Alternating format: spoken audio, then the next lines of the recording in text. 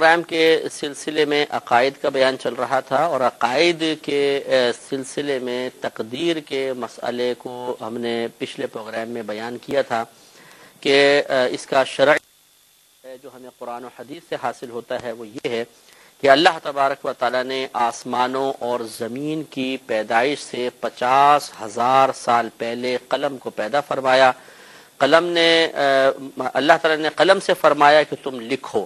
اس حدیث میں جو ہم نے عرض کی تھی لوح کا ذکر نہیں ہے، لیکن اللہ تعالیٰ نے ایک تختی بھی پیدا فرمائی، عربی میں اس کو لوح کہتے ہیں۔ تو قلم نے پوچھا کہ یا رب کریم میں کیا لکھوں، تو اللہ تبارک و تعالیٰ نے ارشاد فرمایا کہ تم مخلوق کی تقدیریں لکھ دے،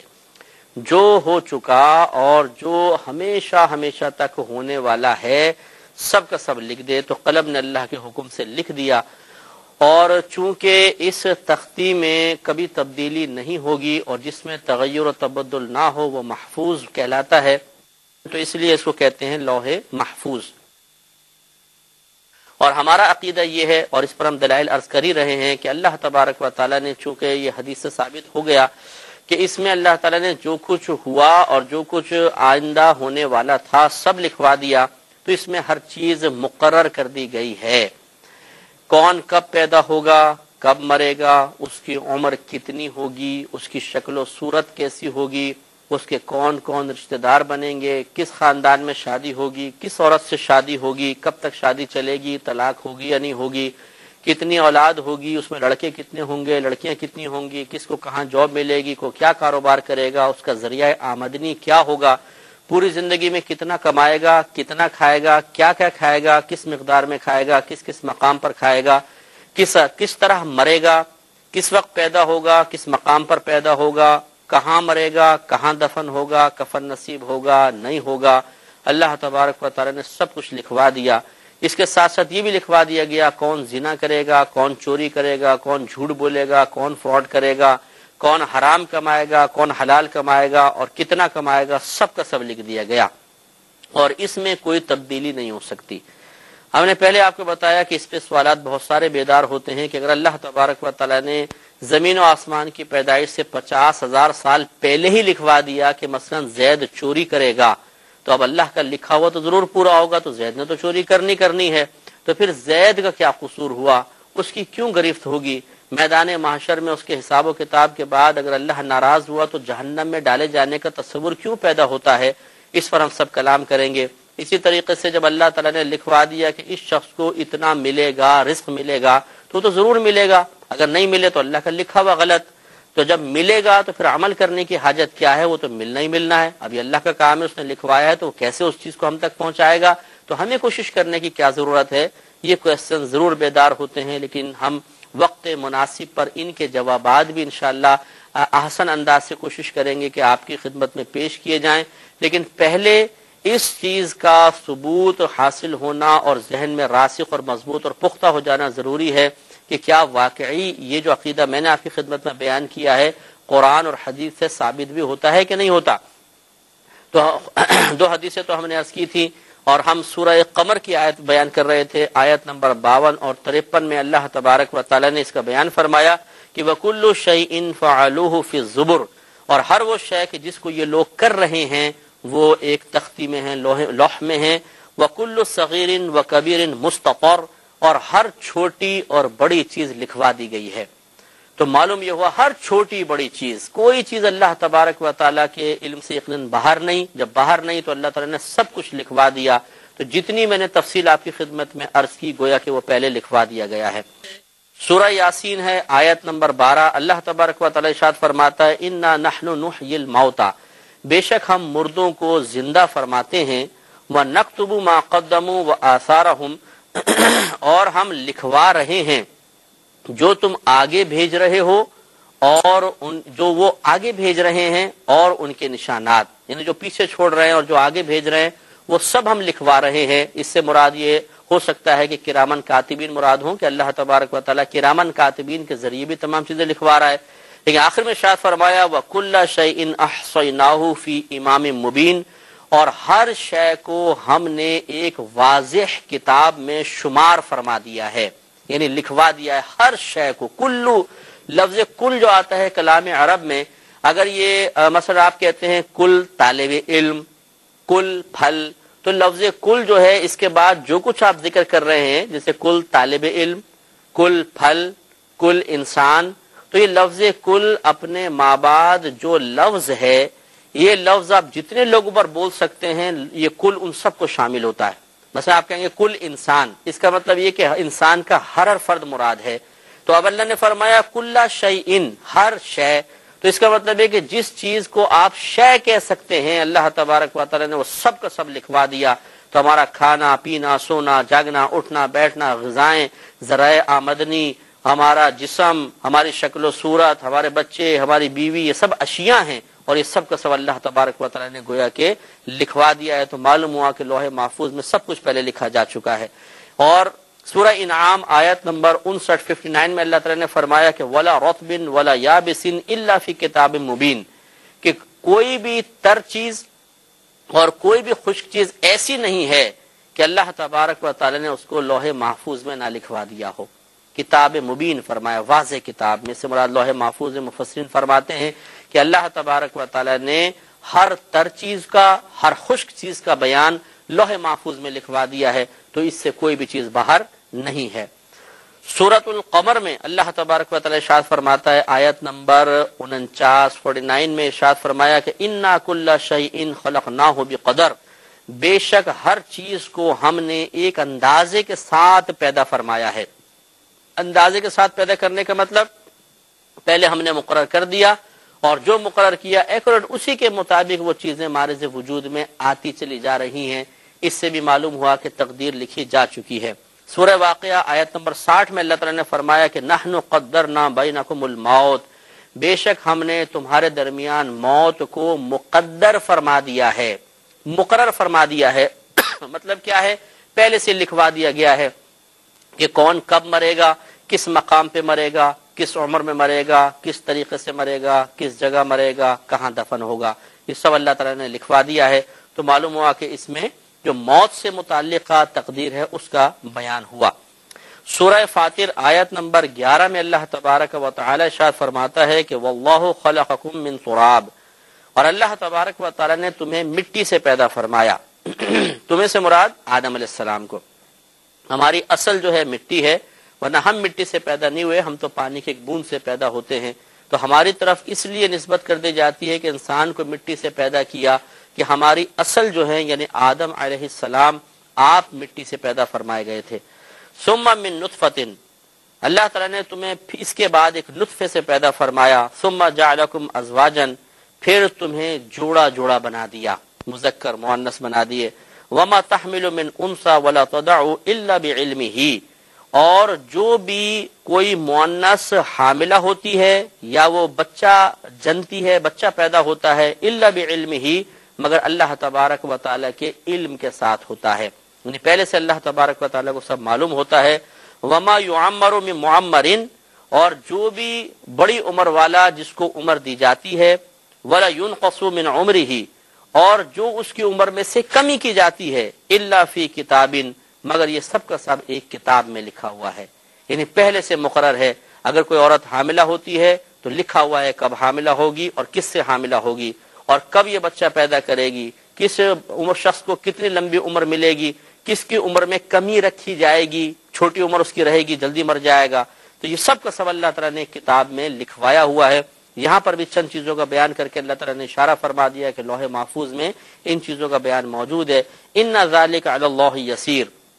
اور بڑی نفیس بات اللہ نے آخر میں ارشاد فرمائی. ہر آیت نفیس ہے لیکن اس میں ہمارے موضوع کے اعتبار سے بڑی نفیس بات ہے کہ بے شک اللہ تبارک و تعالی پر یہ بہت آسان ہے. ایسا نہیں ہے یہ ہمارے لیے مشکل ہوتا ہے کہ ہم سوچتے ہیں یہ کل کیا کرے گا، پرسوں کیا کرے گا، کون ہمارے متعلق کیا پلاننگ کر رہا ہے، کیا فراڈ کر رہا ہے ہمارے ساتھ، اور ہم بعض اوقات مطلب صرف اندازے قائم کرتے ہیں. اور یہ بڑا مشکل ہوتا ہے کہ ہم آج سے 10 دن بعد 20 دن بعد کے بارے میں ایکوریٹ کوئی اندازہ کر سکیں. کنفرم خبر تو ہو ہی نہیں سکتی ہے. لیکن اللہ تبارک و تعالیٰ کا کمال دیکھیے، اس کی وسعت علمی دیکھیے، اس کی قدرت کے عظیم مظاہر آپ دیکھیے کہ زمین و آسمان کی پیدائش سے بھی 50,000 سال پہلے ابھی تو مخلوق کا وجود بھی نہیں ہے، اور اللہ تعالیٰ نے جو کچھ ہونا تھا وہ سب کا سب لوح محفوظ میں لکھوا دیا. کتنا مشکل کام ہے. اور اللہ تعالیٰ فرماتا ہے بے شک یہ اللہ پر آسان ہے، اللہ تعالیٰ کے لیے کوئی مشکل نہیں۔ اس کے بعد سورہ حدید آیت نمبر 22 اور 23 میں بھی اللہ تبارک و تعالیٰ نے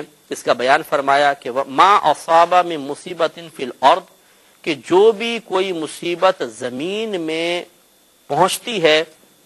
ولا فی انفسکم، اور ما اصاب من مصیبت فی الارض، کہ جو بھی زمین میں کوئی بھی مصیبت پہنچتی ہے، ولا فی انفسکم، اور نہ تمہارے نفوس میں، الا فی کتاب، مگر وہ ایک کتاب میں ہے۔ یعنی جو کچھ تمہیں مصیبت پہنچتی ہے، زمین پہ مصیبت پہنچتی ہے، یہ سب کا سب ایک کتاب میں پہلے لکھوا دیا گیا ہے، من قبل ان نبرأہا، اس سے پہلے کہ ہم اسے پیدا فرمائیں۔ دیکھیے یہ بیان فرما دیا کہ پہلے سے اللہ تعالیٰ نے جو مصیبت ہم تک آنے والی ہیں، جو زمینوں میں تغیرات ہونے والے ہیں، جنگیں، یہ وہ سب کا سب اللہ تبارک و تعالیٰ نے ان کی پیدائش سے پہلے لکھوا دیا۔ ان ذالک علی اللہ یسیر، بے شک یہ اللہ تبارک و تعالیٰ پر آسان ہے۔ اور یہ کیوں لکھوایا، اس کی ایک علت اور وجہ اللہ تعالیٰ نے بیان فرمائی، لِكَيْ لَا تَأْسَوْا عَلَى مَا فَاتَكُمْ، تاکہ جو چیز تم سے جدا ہو جائے، فوت ہو جائے، تم اس پر مایوسی کا اظہار نہ کرو۔ یہ کتنی نفیس بات ہے، قرآن پڑھیں تو ہمیں کتنی اچھی باتیں معلوم ہو جاتی ہیں کہ اگر ایک شخص تقدیر پر ایمان رکھتا ہے اور مثلا اس کا پیسہ ضائع ہو گیا، وہ افسوس نہیں کرے گا اس پر کہ ٹھیک ہے جی اللہ نے پہلے میری قسمت میں لکھا تھا، میں اپنے رب کی رضا پر راضی ہوں، تو مایوسی نہیں بڑھے گی۔ تو اس لیے اللہ تعالیٰ نے پہلے سے لکھوا دیا تاکہ انسان یہ اپنا ذہن بنا لے کہ اللہ تبارک و تعالیٰ نے ہمارے لیے لکھوائی دیا تھا یہ نقصان، تو کوئی بات نہیں، ہمارا رب ہمارے نقصان پر اگر راضی ہے، اس نے ہماری قسمت میں نقصان ہی لکھا ہے، تو پھر ہمیں مایوس ہونے کی کیا ضرورت ہے؟ ٹھیک ہے اس نے نقصان لکھا تو نقصان کو ہم نے فیس کر لیا، نقصان کا سامنا کر لیا۔ تو اس لیے اللہ تعالیٰ کی حکمت یہ بھی ہے لکھوانے میں کہ انسان ان چیزوں پہ غور و تفکر کر کے مایوسی سے بچ سکتا ہے۔ اور فرمایا کہ وَلَا تَفْرَحُوا بِمَا آتَاكُمْ، اور تم اس پر بہت زیادہ تکبر نہ کرو، اتراؤ نہ، خوش فہمی کا شکار نہ ہو جاؤ جو اللہ تبارک و تعالیٰ نے تمہیں عطا فرمایا۔ یعنی یہ بھی، اس میں بھی یہ غور کرنا چاہیے، اگر میرا کاروبار ترقی کر گیا تو مجھے سوچنا چاہیے تو اللہ تعالیٰ کا کرم ہے کہ اس نے میرے لیے کاروبار کی ترقی لکھ دی تھی تو مجھے حاصل ہو گیا۔ اگر یہ تقدیر، مسئلہ تقدیر پر ایمان ہوگا تو کبھی بھی انسان تکبر نہیں کرے گا، غرور میں مبتلا نہیں ہوگا، خوش فہمی کا شکار نہیں ہوگا، عجب و خود پسندی کا شکار نہیں ہوگا۔ ہمارے یہی ہوتا ہے کہ ہم مسئلہ تقدیر سے نگاہ ہٹاتے ہیں تو ہر کمال کی نسبت اپنی ذات کی طرف کرتے ہیں۔ دیکھا کیسا کاروبار کیا میں نے، دیکھا میرا دماغ کتنا زبردست کام کرتا ہے، میں نے یہ کیا تو ایسا ہو گیا، میں نے ایسا بولا تو ایسا ہو گیا۔ ہم یہ نہیں سوچتے کہ یہ تو زمین و آسمان کی پیدائش سے 50,000 سال پہلے اللہ نے لکھ دیا تھا، اور اس کے لکھنے کی وجہ سے یہ کمال ہو رہا ہے، تو یہ ہمارا کیا کمال ہے؟ یہ تو اللہ کا کرم ہے۔ یہ مسئلہ تقدیر پہ غور و تفکر سے بہت ہی فائدہ ہوگا، اور اس طرح کے بہت سارے نقصانات سے انسان بچ سکتا ہے۔ اور آخر میں اللہ نے فرمایا کہ لا یحب کل مختال فخور، اللہ تبارک و تعالیٰ کو کوئی بھی اترانے والا، فخر کرنے والا پسند نہیں ہے۔ تو مسئلہ تقدیر پر غور و تفکر کرنے سے انسان کو پتہ چل جائے گا کہ ہمارا کسی بھی چیز میں کوئی کمال نہیں، اگر ہم میں کسی کمال کا ظہور ہوتا ہے تو اللہ تعالیٰ کے لکھوانے کی وجہ سے ہوتا ہے۔ سورہ توبہ آیت نمبر 51 میں ہے، اللہ تعالیٰ فرماتا ہے کہ قل، اے حبیب کریم صلی اللہ علیہ وسلم آپ فرما دیجئے کہ لن یصیبنا الا ما کتب اللہ لنا ہوا مولانا وعلی اللہ فلیتوکل المؤمنون، کہ اے حبیب کریم آپ فرما دیجئے کہ ہرگز نہیں پہنچے گی ہمیں کوئی مصیبت الا مگر ما کتب اللہ لنا، جو اللہ تعالیٰ نے ہمارے لیے پہلے لوح محفوظ میں لکھوا دیے۔ بڑی پیاری بات ہے، اگر ہم اس پوائنٹ پر غور و تفکر کو مضبوط کر لیں، اپنی سوچ کو پختہ کر لیں، تو پھر بڑا اطمینان قلب حاصل ہوتا ہے۔ یہ جو ڈپریشن کے لوگ شکار ہوتے ہیں، کل کیا ہوگا، پرسوں کیا ہوگا، جوان بچیاں گھر کے اندر ان کی شادی بیاہ کا کیا ہوگا، بہنیں سر پہ اپنے دوپٹے باندھ باندھ کے سر کے درد کو، بلڈ پریشر کو روکنے کی کوشش کر رہی ہوتی ہیں، سر پکڑ کے بیٹھی ہوتی ہیں، کیا ہوگا؟ انہیں غور و تفکر کرنا چاہیے، وہی ہوگا جو اللہ تعالیٰ نے لوح محفوظ میں لکھوا دیا۔ بالکل مطمئن رہیں، جو اللہ نے لکھوایا وہی ہوگا، کوشش ترک کرنے کا حکم نہیں ہے۔ وہ انشاءاللہ ہم آگے بیان کریں گے کہ جو لوح محفوظ میں لکھا ہوا ہے کیا اس پر اعتماد کر کے انسان کوشش کو ترک کر دے؟ تو کوشش کو ترک کرنے کا حکم تو نہیں ہے، لیکن اتنے پریشانی میں مبتلا ہونے کی حاجت کیا ہے؟ اللہ نے لکھوایا ہوا ہے ان بچیوں کی قسمت کا کہ ان کی شادی ہوگی یا نہیں ہوگی، ہوگی تو وہ لکھا ہوا ہے ضرور ہوگی، اگر اللہ نے لکھوایا نہیں ہوگی تو پھر ہمیں یہ سوچنا چاہیے ٹھیک ہے ہم کوشش کرتے رہیں گے، کیونکہ ہمیں نہیں پتا کہ اللہ نے کیا لکھوایا ہوگی یا نہیں ہوگی. اگر نہیں بھی ہوئی تو ہم اس کی رضا پر راضی ہیں، تو پھر اطمینان قلب حاصل ہوگا. لیکن ہم آنے والے اندیشوں کی وجہ سے بعض اوقات اپنے آپ کو بیمار کروا لیتے ہیں، گھر کا نظام بگڑ جاتا ہے، چڑچڑا پن غالب ہوتا ہے، گھر والے ایک دوسرے کو دیکھ کے مایوسی کا شکار ہوتے ہیں. وجہ یہی ہے کہ ہم نے لوح محفوظ پہ توجہ نہیں کی ہوتی. تو سرکار نے اللہ تعالیٰ نے گویا کہ نبی کریم سے فرمایا کہ حبیب کریم آپ فرمائیے کہ جو کچھ مصیبت ہم تک پہنچے گی وہی ہوگی جو اللہ تعالیٰ نے ہمارے لیے پہلے لکھوا دی ہے. ہوا مولانا، وہ ہمارا مددگار ہے. وعلی اللہ، اور اللہ ہی پر فلیتوکل المؤمنون، مومنین کو چاہیے کہ توکل کریں، بھروسہ کریں. اللہ تبارک و تعالیٰ نے جو لکھوایا ہے وہ ضرور ہوگا، تو اس پر بھروسہ رکھیں، پریشانی کے شکار نہ ہوں. سورہ آل عمران آیت نمبر 154 میں اللہ تبارک و تعالیٰ نے منافقین کے ایک قول کو ذکر کیا کہ جب بعض اوقات یہ جنگ میں جاتے وہاں نقصان ہو جاتا تو یہ کہتے اگر ہم نہ جاتے تو کتنا اچھا تھا، اگر تم لوگ ہماری بات مان لے تو یہ نقصان کیوں ہوتا. تو اللہ تبارک و تعالیٰ نے اس کا رد فرمایا کہ کیسے نہ جاتے، جب اللہ نے تمہاری قسمت میں ایک چیز لکھ دی ہے تو تمہیں اپنے گھر سے نکلنا ہی پڑے گا، اور نکلو گے تو وہاں پہنچو گے. اب یہ کہنا کہ ہم کاش ہم نہ نکلتے اور یہ نہ ہوتا وہ نہ ہوتا، اس پچھتانے کا کوئی فائدہ نہیں ہے. اگر تم نکلے ہو تو یہ اس بات کی دلیل ہے کہ پہلے اللہ تعالیٰ نے اس کو لکھوا دیا تھا تبھی تو تم گئے ہو، لہٰذا اس قسم کی باتیں نہیں ہونی چاہیے. تو اللہ تعالیٰ نے فرمایا کہ یقولون، یہ منافقین کہتے ہیں، لو کان لنا من الامر شیء، کہ اگر ہماری بات مان لی جاتی، ما قتلنا ہا ہونا، تو ہم یہاں پر قتل نہ کیے جاتے. یعنی اگر ہماری بات مان لیتے تو ہم گھر پہ رہتے، یہاں قتل نہ ہوتے. کیسے نہ ہوتے؟ اللہ تعالیٰ نے فرمایا قل، اے حبیب کریم صلی اللہ علیہ وسلم آپ ارشاد فرما دیجئے کہ لو کنتم فی بیوتکم، کہ اگر تم اپنے گھروں میں ہوتے، لبرز الذین کتب علیہم القتل الی مضاجعہم، تو ضرور از خود نکل کر، یعنی تو جن کے لیے اللہ تبارک و تعالی نے یہاں پر قتل ہونا لکھ دیا گیا ہے، وہ خود بخود باہر نکلتے اور اپنے مقتل میں پہنچ کر اور وہاں پر جا کر وہ ہلاک ہو جاتے. تو معلوم یہ ہوا کہ اللہ تبارک و تعالی نے سب کی موت کا وقت لکھا ہوا ہے. اس سے یہ بھی معلوم ہو گیا کہ جو ہم پچھتاتے ہیں، بچہ باہر نکلا ایکسیڈنٹ ہو گیا تو ماں سر پکڑ کے بیٹھی ہوئی ہے، کاش میں اپنے بچے کو روک لیتی، کاش میں اس پہ روڈ پہ اس کو چیز لینے کے لیے نہ بھیجتی، ہائے میری بدبختی، میں نے بھیجا تو بچے کا ایکسیڈنٹ ہو گیا. ارے ماں آپ نے نہیں بھیجا، بہن آپ نے نہیں بھیجا، وہ تو نبی کریم صلی اللہ علیہ وسلم کا فرمان ہے کہ جب اللہ تبارک و تعالیٰ کسی بندے کے لیے موت کا ارادہ فرماتا ہے تو جس مقام پہ اس کو مارنا ہوتا ہے اس مقام پر اس کے لیے ایک کام پیدا کر دیتا ہے، اور انسان خود اس مقام پر چل کر آتا ہے اور پھر وہ موت کا شکار ہو جاتا ہے. تو اگر مسئلہ تقدیر پر ہمارا ایمان مضبوط ہو جائے، کامل ہو جائے، ایمان ہے لیکن کاملیت کی طرف میں عرض کر رہا ہوں، کامل ہو جائے، تو اس قسم کے پچھتاوے ہمیں اپنی آغوش میں لے کر نہ تو اللہ تبارک و تعالیٰ کی بارگاہ میں شکوہ شکایت کے لیے زبان دراز کرنے پر مجبور کریں گے، نہ مایوسی کے دلدل میں ہمیں دھکیلیں گے، نہ ہمارے جو عام روٹین ہے ہماری زندگی کا اس سلسلے میں ہمیں ڈسٹرب کریں گے. بڑی آسانی سے ہم اپنی لائف گزار سکتے ہیں. چنانچہ مسئلہ تقدیر کو سمجھتے جائیے، اس پہ غور و تفکر کرتے جائیے. تو پروگرام الفرقان میں تقدیر کا بیان چل رہا تھا اور ہم نے اس کے بارے میں جو کچھ بیان کیا اس کا مختصراً خلاصہ یہی ہے کہ اللہ تبارک و تعالی نے ہم سب کی پیدائش سے پہلے ہی ہمارے بارے میں بہت سے فیصلے فرما دیے ہیں کہ کون کب پیدا ہوگا، مرے گا، کیا کھائے گا، کیا پیے گا، اس کی عمر کتنی ہوگی اور اسے کن کن ذرائع سے روزی ملے گی. یہ سب معاملات دیے گئے ہیں. ان معاملات میں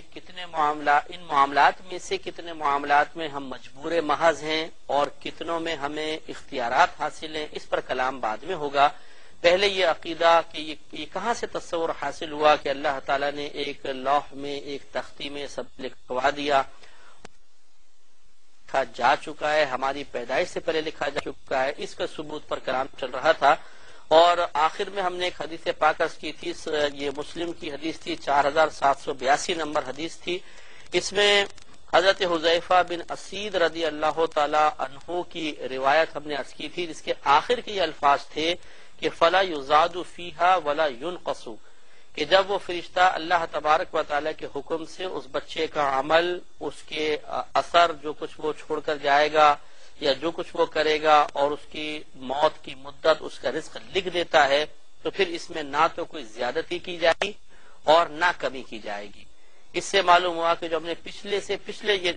پروگرام میں ہم نے بحث کی تھی کہ کسی کی عمر میں زیادتی نہیں ہو سکتی ہے، تو لہذا لمبی عمر کی دعا سے بہتر یہ ہے کہ یہ کہا جائے کہ جو اللہ نے آپ کے لیے عمر لکھ دی ہے اللہ تبارک و تعالی اس میں برکت عطا فرمائے، تو یہ جملہ بہت اچھا ہے۔ تو اس لیے چونکہ نبی کریم نے فرمایا کہ فلا یزاد فیہا ولا ینقص، کہ اس میں نہ تو زیادتی ہو سکتی ہے اور اب نہ کمی ہو سکتی ہے، تو گویا کی طرف سے پہلے سے مقرر شدہ ہے، اور یہی تقدیر کا تصور ہے کہ اللہ تعالیٰ نے ہمارے لیے بہت تقریباً تمام عمر پہلے سے مقرر۔ ایک اور حدیث پاک کا آپ کی خدمت میں عرض کرتا ہوں، یہ مسلم کی حدیث ہے اور حدیث پاک 4783 نمبر کی ہے۔ اس میں نبی کریم صلی اللہ علیہ وسلم کا یہ فرمان ذکر کرتے ہیں، زبیر مکی اس کے راوی ہیں، یہ کہتے ہیں کہ یقول نبی کریم صلی اللہ علیہ وسلم نے ارشاد فرمایا اذا مر بالنطفة 42 لیلۃ، کہ جب ماں کے رحم میں نطفے کو 42 راتیں گزر جاتی ہیں، یہ مدت مختلف بیان ہوئی لیکن زیادہ مستند روایات وہی 4 ماہ والی ہیں کہ 4 ماہ میں بچے کی اندر روح ڈالی جاتی ہے۔ اس میں 42 راتوں کا تذکرہ ہے کہ اس میں 42 راتوں کے بعد کیا ہوتا ہے، تو فرمایا نبی کریم صلی اللہ علیہ وسلم نے کہ بعث اللہ الیہا ملکن، تو اللہ تبارک و تعالی ماں کے رحم میں موجود اس بچے کے پاس ایک فرشتے کو بھیجتا ہے، فصورہا، تو یہ فرشتہ اس کی صورت بنا دیتا ہے، شکل بنا دیتا ہے، وخلق سمعہا، اور اللہ کے حکم سے پیدا کرتا ہے اس کی سماعت، وبصرہا، اور اس کی بینائی، وجلدہا، اور اس کی کھال، ولحمہا، اور اس کا گوشت، وعظامہا، اور اس کی ہڈیاں۔ تو یہاں پر بھی 42 راتوں سے مراد 4 ماہ ہی ہیں، لیکن الفاظ ذرا ایسے ہو گئے راوی کے بیان کے مطابق، تو 4 ماہ جب بچے کے ہو جاتے ہیں اس کے بعد روح پھونک دی جاتی ہے اور پھر اس کی ہڈیاں اور کھال وغیرہ سب بننا شروع ہو جاتی ہیں۔ ثم قال، پھر وہ فرشتہ عرض کرتا ہے یا ربی، اے میرے رب، ذکر ام انثی، کہ یہ بچہ مذکر ہے یا مؤنث، فیقضی ربک ما شاء، تو فیصلہ فرما دیتا ہے جو اللہ تبارک و تعالی چاہتا ہے۔ لڑکا بنانا چاہتا ہے اس کو لڑکا بنا دیتا ہے، لڑکی بنانا چاہتا ہے اللہ تعالیٰ لڑکی بنا دیتا ہے۔ اس سے معلوم ہوا کہ لڑکا بنانے والا، لڑکی بنانے والی ذات اللہ کی ہے، عورت نہیں ہے۔ تو وہ جو جاہل قسم کے لوگ ہوتے ہیں کہ اگر کسی عورت کے ہاں لڑکیاں پیدا ہوتی رہیں تو کہتے ہیں کہ یہ تو بھی لڑکیاں ہی پیدا کرتی رہتی ہے۔ آپ خود سوچئے کہ کیا اس بہن کے پاس کوئی اختیار ہے کہ وہ لڑکے پیدا کرے، لڑکی پیدا کرے؟ اگر نہیں ہے تو ایک مجبور محض ماں کہ جو اللہ تبارک و تعالیٰ کے فیصلے کی محتاج ہے کہ وہ لڑکا دیتا ہے یا لڑکی دیتا ہے، اس کے اوپر پہ الزام راشی کرنا کہ تیرے ہاں تو بچیاں ہی پیدا ہوتی رہتی ہیں اور تو لڑکیاں ہی پیدا کرتی رہتی ہے، یہ جہالت کی بات ہے، یہ اللہ کی طرف سے مقرر ہوتا ہے۔ پھر اس کے بعد جب یہ مذکر مؤنث کا مسئلہ حل ہو جاتا ہے تو وَيَكْتُبُ الْمَلَكُ، تو یہ فرشتہ اس کے لیے وہ لکھ دیتا ہے کہ لڑکا ہوگا یا لڑکی ہوگی۔ ثم یقول، پھر وہ فرشتہ کہتا ہے یا ربی اجلہ، اے اللہ اس کی موت کب ہوگی، یعنی اس کی مدت میں کتنی لکھوں، کتنے سال تک زندہ رہے گا۔ فیقول ربک ما شاء، تو تمہارا رب پھر جو چاہتا ہے وہ ارشاد فرما دیتا ہے۔ وَيَكْتُبُ الْمَلَكُ، تو فرشتہ وہی مدت لکھ لیتا ہے۔ ثم یقول یا ربی رزقہ، پھر وہ فرشتہ کہتا ہے کہ اے میرے رب اس کا رزق کتنا ہوگا۔ فَيَقْضِي رَبُّكَ مَا شَاءَ وَيَكْتُبُ الْمَلَكُ، تو اللہ تبارک و تعالی جو چاہتا ہے اس بچے کے لیے فیصلہ فرما دیتا ہے اور یہ فرشتہ اس رزق کو لکھ لیتا ہے۔ ثم يخرج الملك بالصحيفة في يده، پھر نکل جاتا ہے فرشتہ اس صحیفے کے ساتھ جو اس کے ہاتھ میں ہوتا ہے، لکھ کر نکل جاتا ہے۔ تو گویا کہ پہلے وہ لوح محفوظ پہ لکھا ہوا تھا، پھر فرشتوں کے صحائف میں بھی وہ لکھوا دیا جاتا ہے۔ تو سرکار فرماتے ہیں فلا یزید علی ما امر، تو نہیں زیادتی کرتا ہے وہ اس پر جس کا اس کو حکم دیا گیا تھا، ولا ینقص، اور نہ وہ فرشتہ اس میں سے کوئی کمی کرتا ہے، یہ اللہ نے لکھوا دیا۔ معلوم یہ ہوا کہ جب کمی زیادتی نہیں ہوگی تو بچے کا رزق بھی پہلے سے مقرر ہے، اس کی عمر بھی پہلے لکھ دی گئی ہے، اس کا مذکر، اس کا مؤنث ہونا، یہ سب لکھوا دیا گیا ہے۔ ایک اور حدیث پاک اس سلسلے میں مسلم کی ہی ہے، 4784 نمبر حدیث پاک ہے۔ حضرت ابو طفیل اس کے راوی ہیں، یہ کہتے ہیں کہ میں قال دخلت علی ابی صریحہ حذیفہ تبنی اسید الغفاری کی، کہ میں حضرت حذیفہ بن اسید غفاری رضی اللہ تعالی عنہ کے پاس داخل ہوا، جن کی کنیت تھی ابو صریحہ۔ فقالا، تو یہ کہتے ہیں کہ سمعت رسول اللہ صلی اللہ علیہ وسلم بأذنیہ ہاتین، یہ کہتے ہیں بأذنیہ ہاتین کہ میں نے نبی کریم سے اپنے ان دونوں کانوں سے یہ بات سنی ہے، یقولو کہ نبی کریم صلی اللہ علیہ وسلم فرما رہے تھے ان النطفۃ تقع فی الرحم 40 لیلۃ، کہ بے شک نطفہ ماں کے پیٹ میں رہتا ہے 40 راتوں تک، ثم یتصور علیہ الملک، پھر تصویر بنا دیتا ہے اس پر ایک فرشتہ، یعنی اس کی صورت بنا دیتا ہے۔ قال زہیر حسبتہ قال الذی یخلقها، زہیر کہتے ہیں میں گمان کرتا ہوں کہ نبی کریم نے فرمایا تھا کہ وہ اس کو بنا دیتا ہے، اس کی تخلیق کر دیتا ہے۔ فیقول، تو پھر وہ کہتا ہے اللہ کی بارگاہ میں کہ یا ربی اذکر او انثی، اے میرے رب یہ مذکر ہوگا یا مؤنث؟ فیجعلہ اللہ ذکرا او انثی، تو اللہ تبارک و تعالیٰ پھر اس بچے کے لیے مقرر کر دیتا ہے کہ یہ مذکر ہوگا یا مؤنث ہوگا۔ ثم یقول، پھر وہ فرشتہ کہتا ہے یا ربی اصبی او غیر صبی، سالم ہوگا بچہ یا اپاہج ہوگا۔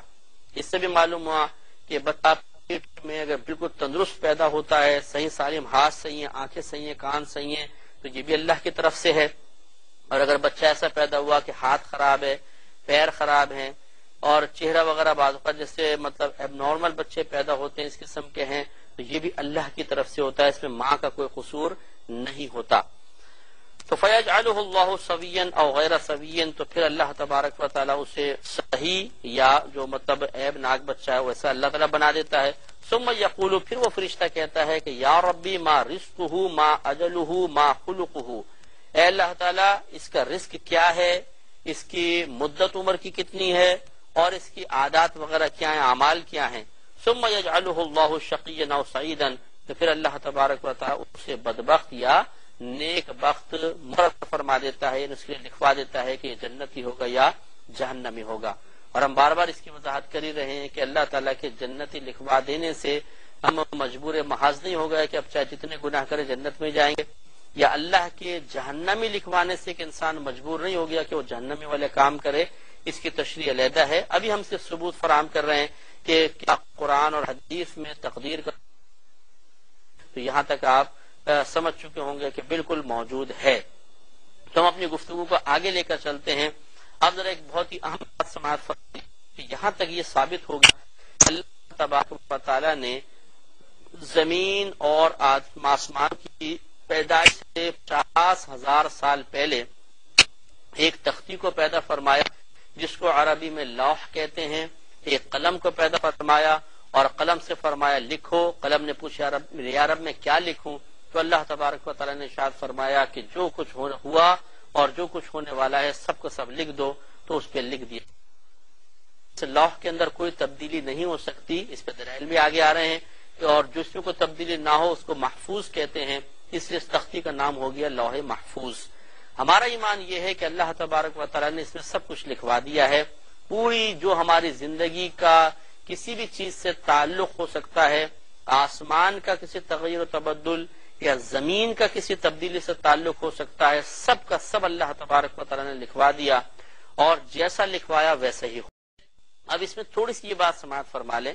کہ جو کچھ اللہ تبارک و تعالیٰ نے لوح محفوظ میں لکھوایا وہ دو طرح کا ہے۔ ایک ایسا ہے کہ جس میں ہمیں کوئی قدرت اور اختیار حاصل نہیں، جتنا لکھوایا بعینی ویسا ملے گا، ہم اس میں کمی بیشی کچھ بھی نہیں کر سکتے، ہم اس میں گویا کہ مجبور محض ہیں۔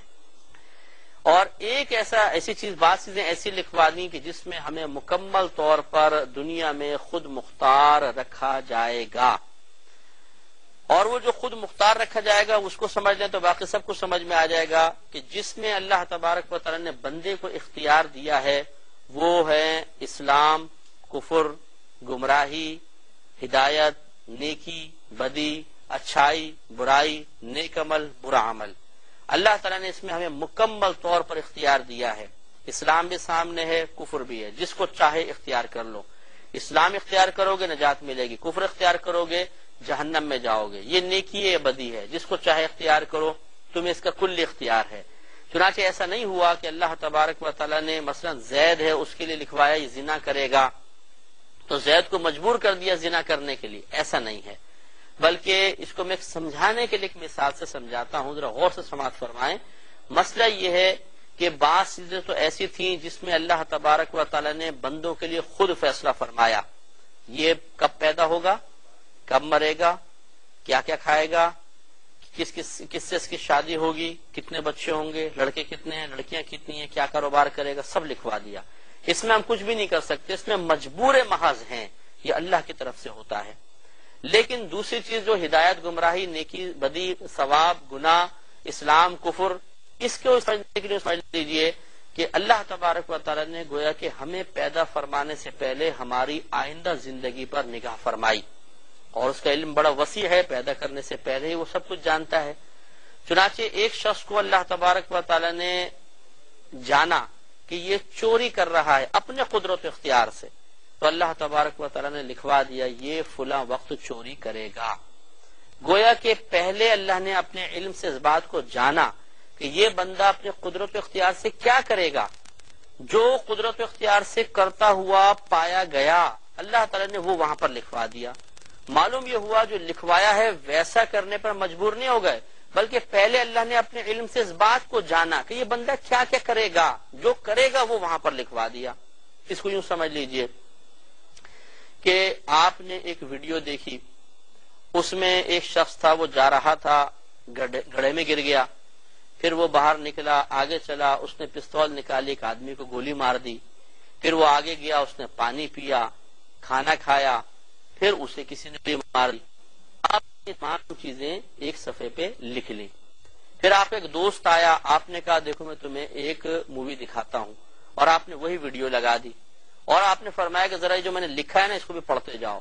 اس نے پڑھا، اس میں لکھا تھا جائے گا، اب اس نے دیکھا تو واقعی ویڈیو میں گڑھے میں گر گیا۔ پھر آپ نے لکھا تھا اب یہ باہر نکل کے ایک آدمی کو گولی سے مار دے گا، اس نے دیکھا تو واقعی وہ باہر نکلا، کسی کو گولی سے مار دیا۔ پھر آپ نے لکھا آگے چل کر یہ پانی پیے گا، دیکھا اس نے ویڈیو میں تو وہ پانی پی رہا ہے۔ پھر یہ کھانا کھائے گا، وہ کھانا کھا رہا ہے۔ پھر اس شخص کو شخص گولی مار دے گا، اس نے دیکھا تو واقعی اس کو گولی مار دی۔ اب آپ خود سوچیے اور بتائیے کیا اس شخص کے صفحے پر لکھنے کی وجہ سے مووی میں وہ تمام کام ہو رہے ہیں، یا پہلے اس نے مووی میں وہ دیکھا تو پھر یہ لکھا؟ ایسی بات ہے، آپ کہیں گے کہ پہلے مووی میں دیکھا پھر لکھا، تو لہٰذا جو کچھ مووی میں ہو رہا ہے وہ اس لکھنے کی وجہ سے نہیں ہو رہا، بلکہ جو کچھ کیا جا رہا تھا وہ یہاں لکھا گیا، لہذا جو کچھ اگر ہو رہا ہے وہ اس لکھے ہوئے کی وجہ سے مجبور نہیں ہوگا، اس لکھے ہوئے کی وجہ سے۔ یہ سمجھانے کے لیے آپ کو عرض کر رہا ہوں، تو بلا تمثیل یوں سمجھ لیجئے کہ اللہ تبارک و تعالیٰ نے مثال کے طور پہ ایک شخص زید ہے، اس کی نگاہ کی زندگی کو دیکھا، بالغ ہونے کے بعد مثلا ملاحظہ فرمایا کہ اس نے گالی بکی قدرت اختیار سے، اللہ نے یہاں پہ لکھ دیا کہ یہ 16 سال کی عمر میں گالی بکے گا۔ کچھ عرصے بعد اس نے کسی کو قتل کیا، لوح محفوظ پہ لکھوایا کہ یہ 17 سال کی عمر میں ایک آدمی کو قتل کرے گا۔ تو بتائیے اللہ کے لکھوانے کی وجہ سے وہ قتل کر رہا ہے، یا پہلے اللہ سے جانا کہ یہ قتل کرے گا وہاں لکھوایا؟ تو معلوم یہ ہوا کہ ادھر لکھوانے پہلے ایسا نہیں ہوا کہ ایک معصوم سا آدمی بیٹھا ہوا تو اللہ نے فرمایا لکھو اس کے لیے یہ قتل کرے گا، یہ چوری کرے گا، یہ ڈاکہ ڈالے گا، یہ گالیاں بکے گا، اور پھر اس نے وہ کام بھی کرنے شروع کر دیے۔ تو آپ کہہ سکتے تھے کہ تو اللہ نے اس کے لیے پہلے لکھوا دیا تھا، پھر ایسا اس نے کیا ہے۔ لیکن ہوا یہ کہ اللہ تعالیٰ نے اپنے علم سے ہر بندے کی پوری زندگی ملاحظہ فرمائی، گویا کہ قدرت اور جو بندہ کام کرتا ہوا پایا ویسا لکھوا دیا۔ ایک شخص کو دیکھا کہ وہ قتل کر رہا ہے تو لکھوایا قتل کرے گا، ایک شخص کو دیکھا وہ نماز پڑھ رہا ہے اس ٹائم پہ لکھوایا یہ اس ٹائم میں نماز پڑھے گا۔ ایسا نہیں ہے کہ اللہ نے لکھ کر ہم پر مسلط کر دیا، بلکہ اللہ نے اپنے علم سے جانا کہ کون کیا کیا کرے گا، اسے لوح محفوظ میں لکھوایا۔ ایک اور طرح میں آپ کو سمجھا دیتا ہوں کہ مثلا یہ ایک پین ہے، اس میں کمپنی نے اتنی سیاہی ڈالی ہے کہ یہ 1 سال چل کر بند ہو جائے گا، اتنی سیاہی۔ اب کمپنی نے اس پہ لکھوا دیا یہ پین 1 سال چلے گا، تو بتائیے کیا یہ پین اس لکھوانے کی وجہ سے مجبور ہو گیا؟ نہیں، یہ تو پہلے 1 سال چلنا تھا۔ بالکل ایسا ہی ہے کہ جو کچھ ہم نے کرنا تھا اپنے قدرت و اختیار سے وہ اللہ لکھوایا ہے. ایسا نہیں کہ پہلی زندگی دیکھی اللہ نے لکھوا کے مسلط دیا کہ ایسا کریں، ایسا نہیں ہے. لہذا معلوم کوئی زنا کرنے والا نہیں کہہ سکتا کہ اللہ نے لکھوایا تو میں زنا کر رہا ہوں، بلکہ اس کو یہ جواب دے کہ تمہیں اللہ نے تمہارے قدرت و اختیار سے زنا کرتے ہوئے پایا تھا تو اللہ تبارک و تعالی نے تمہارے لیے زنا لکھوایا ہے. نیکسٹ پروگرام میں انشاءاللہ اس پر مزید کلام. اور ہم نے آپ کو یہ بتایا تھا کہ اس میں جو کچھ لکھا گیا اس کے اگر آپ 2 حصے کر دیجئے، اسے 2 پارٹس میں تقسیم کر دیجئے، ڈیوائڈ کر دیں، تو ایک حصہ تو ایسا ہے کہ جس کے سلسلے میں ہمیں کوئی قدرت و اختیار نہیں، وہ دراصل اللہ تبارک و تعالیٰ کا پہلے سے نافذ کردہ ایک ایسا فیصلہ ہے کہ جس میں بندے کی عقل کا، بندے کی کوشش کا کوئی دخل ہے ہی نہیں، اس کا رزلٹ تبدیل نہیں ہو سکتا. مثلا اگر جیسے زندگی کون کب پیدا ہوگا، کب مرے گا، کس کی شادی کس کے ساتھ ہوگی، کتنے بچے ہوں گے، لڑکے کتنے ہیں، لڑکیاں کتنی ہیں، ان چیزوں میں اگرچہ ہم اپنی کوشش کو بھی دخل دیتا ہوا محسوس کرتے ہیں کہ ہم رشتہ تلاش کرتے ہیں، لڑکے کے لیے کوشش کرتے ہیں، بچی کے لیے کوشش کرتے ہیں اور کاروبار کی وسعت کے لیے کوشش کرتے ہیں، لیکن آپ نے دیکھا ہوگا کہ بسا اوقات رزلٹ ہماری مرضی کے خلاف نکلتا ہے. باوجود شدید کوشش کے، باوجود ایک چیز کے ارادے کے، وہ ارادہ ہمیں حاصل نہیں ہو پاتا. کوئی اور کسی ایسا لگتا ہے کسی اور ذات کا ارادہ کار فرما ہو گیا. اسی لیے حضرت علی رضی اللہ تعالی عنہ کا یہ فرمان ہے، آپ فرمایا کرتے تھے کہ میں نے اللہ تبارک و تعالی کو اپنے ارادوں کے ٹوٹنے سے پہچانا. یعنی ایک سبب اللہ تعالیٰ کی معرفت کا یہ بھی آپ نے بیان فرمایا کہ میں ارادے کرتا تھا اور میرے ارادے ٹوٹ جایا کرتے تھے، یعنی ان کے خلاف کام ہوا کرتا تھا، تو میں سمجھ گیا کہ پھر ایک ذات یقیناً ایسی موجود ہے کہ جو میرے ارادوں کی راہ میں رکاوٹ ہے اور مجھ سے زیادہ طاقتور، مجھ سے زیادہ قوی ہے. تو اس لیے ایک حصہ تو ایسا ہے کہ جس میں ہمیں کوئی قدرت و اختیار حاصل نہیں. اس کی تفصیل کیا ہے اسے جاننے کے لیے آسان سا طریقہ یہ ہے کہ اگلے حصے پہ غور کر لیں کہ جو دوسرا حصہ جس میں انسان کو مکمل طور پر اختیار دیا گیا ہے وہ ہے صحیح غلط، گناہ ثواب، نیکی بدی، اسلام اور کفر کا انتخاب، کہ اس میں اللہ تبارک و تعالی نے ہمیں اختیار دیا ہے. یہ اختیار کر لو، چاہے یہ اختیار کر لو. ایسا نہیں ہے کہ ایک شخص اس کے بارے میں اللہ نے لکھا یہ کافر ہے بس، اور اس کو مسلط کر دیا، وہ کافر ہو گیا. دوسرے کے بارے میں فیصلہ کر لیا کہ یہ مسلمان ہے اور اس کو مسلمان بنا دیا. ایسا ہمیں نہیں سوچنا چاہیے. وجہ اس کی یہ ہے کہ اگر ایک کافر کے بارے میں کافر ہونے کا فیصلہ پہلے کر لیا گیا تو وہ کہہ سکتا ہے کہ اللہ تعالیٰ میں نے تو کفر کیا نہیں، تو پھر میں تو مطلب اپنے اختیار سے تو اثر نہیں کر رہا ہوں، تو نے جب فیصلہ کر لیا تو یقینی سی بات ہے کہ میں کافر ہوا. اس لیے یہ اس کو یوں سمجھ لینا چاہیے کہ اب لوح محفوظ میں تو سب کچھ لکھوایا گیا. جیسے پچھلی دفعہ میں نے آپ کو سمجھانے کے لیے عرض کیا تھا، بالکل یوں سمجھ لیں کہ اللہ تبارک و تعالی نے ہماری پیدائش سے پہلے ہی ہماری آئندہ زندگی پہ نگاہ فرمائی. جس کو اپنے قدرت و اختیار سے جو کام کرتے ہوئے ملاحظہ فرمایا وہ اس کے لیے لکھ دیا گیا. مثلا ایک شخص اپنے قدرت و اختیار سے کفر اختیار کر رہا تھا، اللہ تبارک و تعالی نے اس کے لیے لکھا کہ یہ کافر ہو کر مرے گا. دوسرے کو دیکھا کہ وہ مسلمانی، اس نے اسلام قبول کیا یا اسلام اختیار کیا اور مرتے دم تک اس پر قائم رہا، تو اللہ تعالی نے لکھ دیا کہ یہ سعید مرے گا یا مسلمانی کی حالت میں مرے گا، حالت ایمان پر مرے گا. لہذا ہمیں یہی ذہن بنا کر رکھنا چاہیے کہ اللہ تبارک و تعالی نے جو کچھ لکھ دیا اس میں تبدیلی تو نہیں ہو سکتی ہے، لیکن اس میں جو کفر اسلام وغیرہ کا فیصلہ لکھا گیا ہے وہ ایسا نہیں کہ پہلے ہمارے حق میں کر لیا گیا اور پھر ہم پہ مسلط کر دیا گیا ہو. کہ مثلا اگر کسی نے زنا کرنا ہے تو ایسا نہیں کہ معاذ اللہ تعالیٰ نے اس کے لیے یہ ارادہ کیا کہ یہ زنا کرے، بلکہ اللہ تبارک و تعالیٰ نے زید کو دیکھا یا اس کا اپنے علم سے اس کے بارے میں جانا کہ یہ اپنے قدرت و اختیار سے اپنے ارادے سے زنا کر رہا ہے، تو وہاں لکھوا دیا کہ یہ فلاں وقت میں زنا کرے گا. اتنی ہی اپنے سوچ کو بس آپ رکھ کر اس مسئلہ تقدیر کو سمجھنے کی کوشش کریں، ورنہ اس میں بڑی گہرائی ہے. میں نے جیسے حدیث عرض کی تھی کہ نبی کریم صلی اللہ علیہ وسلم نے صحابہ کرام پر اظہار ناراضگی فرمایا کہ تم مسئلہ تقدیر میں کیوں جھگڑ رہے ہو، بلکہ یہاں تک بیان فرمایا کہ پچھلی قومیں فقط اسی وجہ سے ہلاک ہوئیں کہ انہوں نے مسئلہ تقدیر میں جھگڑا کیا. تو یہ بڑے پیچیدہ مسائل ہوتے ہیں. چونکہ لوگوں کے وسافظ بہت زیادہ ہیں، اس لیے ہم نے اس پر اختصار کے ساتھ کلام کرنا پسند کیا اور آپ کی خدمت میں عرض کر رہے ہیں. اب عقیدہ تقدیر کا حکم کیا ہے پہلے یہ بیان کر دیتے ہیں، اور پھر انشاءاللہ اس پر کچھ کویسچنز ذہن میں بیدار ہوتے ہیں، ان سوالات کے جوابات ہوں گے. جس میں دو باتیں ہیں. پہلا بات یہ کہ کوئی عقیدہ تقدیر کا انکار کرے، میں تقدیر کو مانتا ہی نہیں ہوں،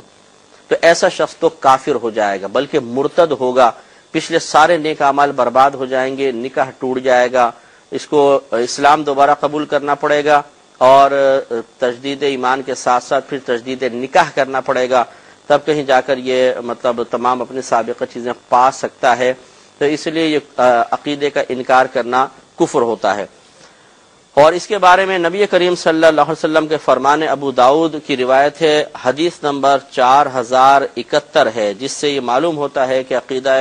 تقدیر پر ایمان لانا لازم ہے. اگر ہم اس پہ ایمان نہیں لائیں گے تو دائرہ اسلام سے خارج ہو جائیں گے. حضرت ابن عمر رضی اللہ تعالی عنہ راوی ہیں، یہ نبی کریم صلی اللہ علیہ وسلم کے بارے میں کہتے ہیں کہ قالا، نبی کریم صلی اللہ علیہ وسلم نے ارشاد فرمایا کہ القدریۃ مجوس هذه الامت، کہ قدریہ فرقہ جو ہے وہ میری اس امت کا مجوسی ہے، مجوس فرقہ ہے. حالانکہ یہ ابھی پیدا نہیں ہوئے تھے، لیکن یہ قدریہ مینس تقدیر کا منکر. نبی کریم نے غیبی خبر دی کہ یہ بعد میں پیدا ہوں گے. ارشاد فرمایا ان مریضو، اگر یہ مریض ہو جائے، فلا تعودوہم، تو تم ان کی عیادت مت کرنا، وان ماتوا، اور اگر یہ مر جائیں، فلا تشہدوہم، تو ان کے مسلمان ہونے کی گواہی مت دینا. یہ مسلمانی پر نہیں مرے، بلکہ عقیدہ تقدیر کا انکار کرنے کی وجہ سے دائرہ اسلام سے خارج ہو گئے. یہاں دو مسئلے معلوم ہوئے، ایک یہ کہ عقیدہ تقدیر پر قائم رہنا یہ لازم و ضروری ہے، اور نمبر دو کہ جو شخص بد مذہب ہو جاتا ہے، جس کا عقیدہ خراب ہو جاتا ہے، نبی کریم صلی اللہ علیہ وسلم نے اس کے حقوق کو سلب فرمایا، اور اس کا کسی حق کا کوئی حق اس کا پورا نہیں کیا جائے گا، نہ اس کی عیادت کی جائے گی اور نہ اسے مسلمان تسلیم کیا جائے گا. ایک اور روایت پہ دیکھیے، ابو داؤد کی روایت ہے اور حدیث نمبر 4072 ہے. حضرت حذیفہ رضی اللہ تعالی عنہ کہتے ہیں کہ نبی کریم صلی اللہ علیہ وسلم کے فرمان ہے کہ لکل امت مجوس، ہر امت کے لیے ایک مجوس ہے. ومجوس هذه الامت الذين يقولون لا قدر، اور میری اس امت کے مجوس وہ لوگ ہیں جو کہتے ہیں کہ تقدیر کچھ بھی نہیں ہے، وہ اس امت کے مجوسی ہیں. پھر ان کا حکم بیان کرتے ہوئے شاید فرمایا کہ من مات منہم، کہ جو شخص ان میں سے مر جائے، فلا تشہدوا جنازتہ، تو تم اس کے جنازے میں حاضر نہ ہونا. ومن مرض منہم، اور جو شخص ان میں سے مریض ہو جائے، فلا تعودوہم، تو تم ان کی عیادت مت کرنا. وہم شیعۃ الدجال، یہ دجال کا گروہ ہے. وحق علی اللہ، اور اللہ تعالیٰ نے اپنے ذمہ کرم پر لازم کر لیا ہے کہ ان یلحقہم بالدجال، کہ انہیں دجال کے ساتھ ملا دے گا. معلوم یہ ہوا کہ یہ تقدیر کے منکر لوگوں کی نسلیں جاتی رہیں گی، حتیٰ کہ دجال جب نمودار ہوگا تو ان کی نسلیں دجال کا ساتھ دیں گی، یعنی پہلے کافر ہیں اور اس کافر کے ساتھ مل کر مسلمانوں کے خلاف عمل کریں گے. اس سے معلوم ہوا کہ مسئلہ تقدیر پر ایمان لانا لازم ہے، اس کا یقین رکھنا ضروری ہے. ایک پہلو تو یہ ہے. دوسرا پہلو یہ ہے کہ تقدیر کو برا کہنا، یہ بھی بڑا قابل گرفت معاملہ ہے. ہمارے ہاں تقدیر کو کوسا جاتا ہے کہ جی یہ پتہ نہیں ہمارا تو نصیب ہی خراب ہے، اللہ نے پتہ نہیں کیا ہمارے نصیب میں لکھ دیا ہے. ایک تو یہ تو اللہ کے فعل پر اعتراض، دوسرے خود تقدیر کو برا بھلا کہنا، یہ قطعاً غیر مناسب ہے، کیونکہ ہم نے آپ کو بتایا کہ تقدیر بمانا مقدر ہے،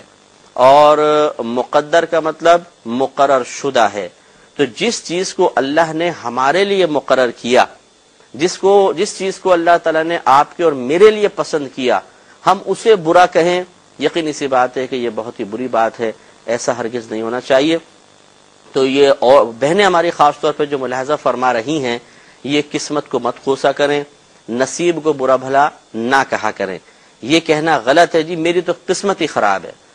اب قسمت خراب ہے آپ کہہ رہے ہیں، قسمت کیا مطلب؟ قسمت بمانے تقدیر، اور تقدیر کیا ہے؟ وہ اللہ کا وہ فیصلہ ہے جو اس نے ہمارے لیے کیا ہے. اب آپ کہہ رہے ہیں میری تو تقدیر ہی خراب ہے، یعنی گویا کہ آپ یہ کہہ رہے ہیں کہ اللہ نے جو میرے لیے فیصلہ کیا ہے وہ فیصلہ خراب ہے. تو کتنا برا جملہ ہوا. لیکن ہماری ذہن رسائی چونکہ اس کی اس حد تک نہیں ہوتی ہے، لہٰذا ہم اللہ تعالیٰ کے فیصلے کو تو برا نہیں سمجھ رہے ہوتے حقیقتاً، کیونکہ وہاں تک ذہنی رسائی نہیں ہوتی، لیکن غیر ارادی طور پر اسی کو ہی برا سمجھ رہے ہوتے ہیں۔ اس لیے احتیاط کیجئے۔ جو ہمارے بھائی بہن سن رہے ہیں، اگر آپ نے آج سے پہلے کبھی تقدیر کو کوسا ہو، اپنی قسمت کو برا بھلا کہا ہو، تو فوراً اللہ تعالیٰ کی بارگاہ میں توبہ کریں۔ میں تو اس پر بھی مطلب یہ کہ عرض کرتا ہوں، جسے ہم کہتے ہیں، بعض لوگ کہتے ہیں جی دعا کریں ہماری بچی کا نصیب اچھا ہو جائے۔ تو نصیب اچھا ہو جانے کا کیا مطلب ہے؟ کیا نصیب پہلے برا ہے کہ وہ اچھا ہو جائے؟ اگر یہ تصور رکھ کر آپ کہہ رہے ہیں تو پھر یہ قطعاً غیر مناسب ہے، کیونکہ جو اللہ کا جس کے لیے بھی فیصلہ ہے وہ اچھا ہی ہے۔ یہ الگ بات ہے کہ وہ اگر میری اور آپ کی مرضی کے موافق نہ ہو، اس کے مخالف ہو، تو ہمیں پسند نہیں آتا۔ ایسا ہونا بھی نہیں چاہیے، پسند ہی آنا چاہیے، لیکن یہ ایک طبعی تقاضا ہو سکتا ہے۔ لیکن ایک یہ کہ اسے ہم برا کہیں کہ یہ برا ہے، وہ برا حقیقتا نہیں ہے، وہ فی نفسی اچھا ہے۔ یوں سمجھ لیجئے کہ جیسے ایک مریض کو کڑوی دوائی پینی پڑ جاتی ہے تو وہ کہتا ہے یہ بڑی گندی اور بری دوائی ہے، تو فی نفسی وہ تو بہت اچھی ہے کہ اس کا علاج کر رہی ہے، لیکن اس کی طبیعت چونکہ اسے پسند نہیں کر رہی، اس لیے وہ اس کو برا سمجھ رہا ہے۔ یہ ایک اور مثال سمجھ لیں کہ جب منہ کا ذائقہ بگڑ جاتا ہے، بخار ہو جاتا ہے، تو مرغی کی ران بھی اچھی نہیں لگتی ہے، ذائقہ نہیں آتا، مزہ نہیں آتا، ہم کہتے ہیں کڑوا کڑوا سا ذائقہ ہے۔ پانی پیتے ہیں تو کڑوا محسوس ہوتا ہے، حالانکہ فی نفسی پانی کے اندر کڑواہٹ نہیں ہے، اس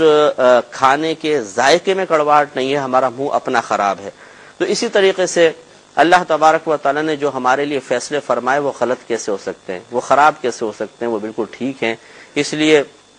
نصیب کو برا بھلا نہ کہیں، بلکہ اللہ تبارک و تعالیٰ کی رضا پر راضی رہنے کی کوشش کریں، اور یہ ذہن بنائیں کہ اللہ نے جو فیصلہ ہمارے حق میں کر دیا ہم اس پر دل و جان سے راضی ہیں۔ اب یہ آگے پھر بات ہوگی کہ ہم کوشش کر سکتے ہیں کہ نہیں، ہم عمل کریں یا نہ کریں، گناہوں سے بچنے کے بارے میں ہم کیا تصور رکھیں، یہ تمام پہ ہم کلام کریں گے۔ یہاں پر ایک بات اور یاد رکھیے، جیسے کہ آپ کی خدمت میں حدیثیں عرض کی تھی کہ نبی کریم صلی اللہ علیہ وسلم نے فرمایا کہ قلم قدرت سب کچھ لکھ کر خشک ہو چکا ہے، ابھی آگے بھی حدیث آئے گی، اور اب اس میں کوئی کمی زیادتی نہیں ہو سکتی ہے۔ جو اللہ نے کسی کے لیے رزق لکھ دیا وہ لکھ دیا، اس میں کمی زیادتی نہیں ہو سکتی ہے۔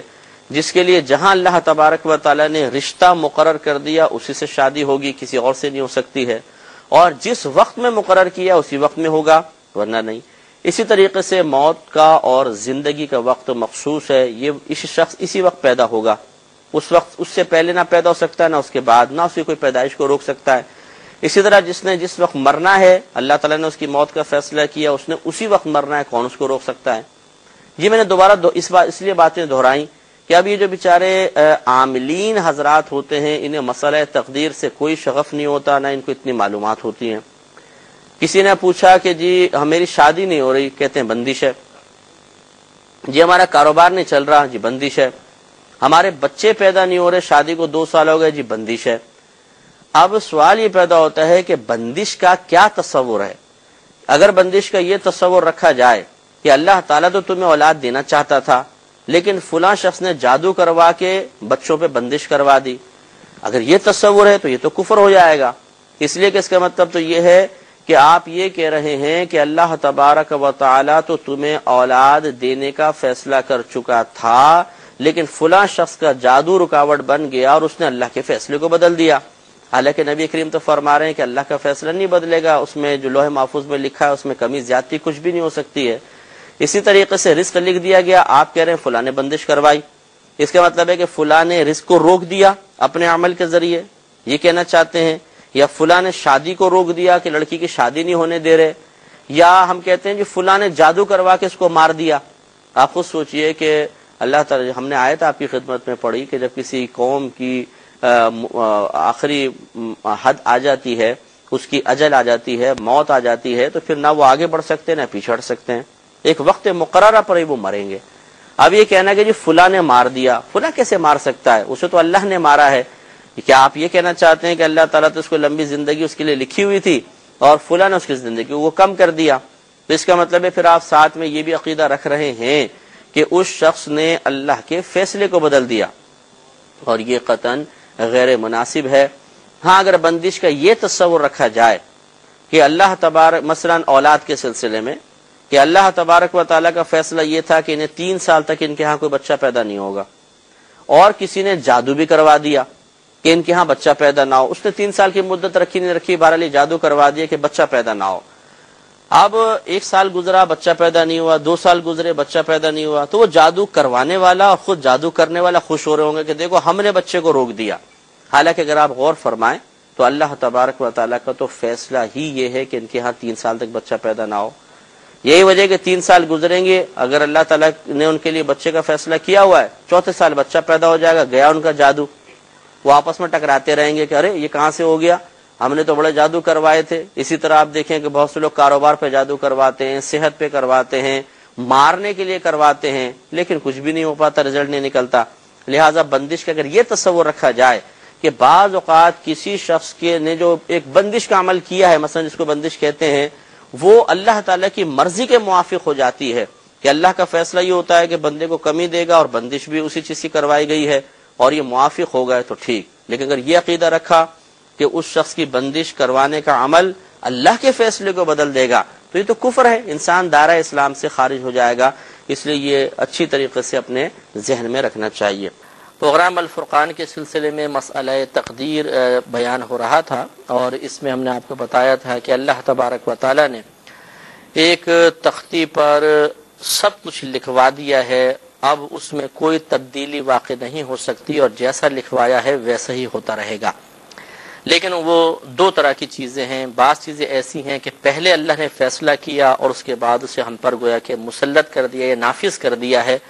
اس میں ہم اللہ کے فیصلے کے محتاج یا اس کے سلسلے میں مجبور محض ہیں، ہم کچھ بھی نہیں کر سکتے، اس میں تبدیلی نہیں ہو سکتی ہے.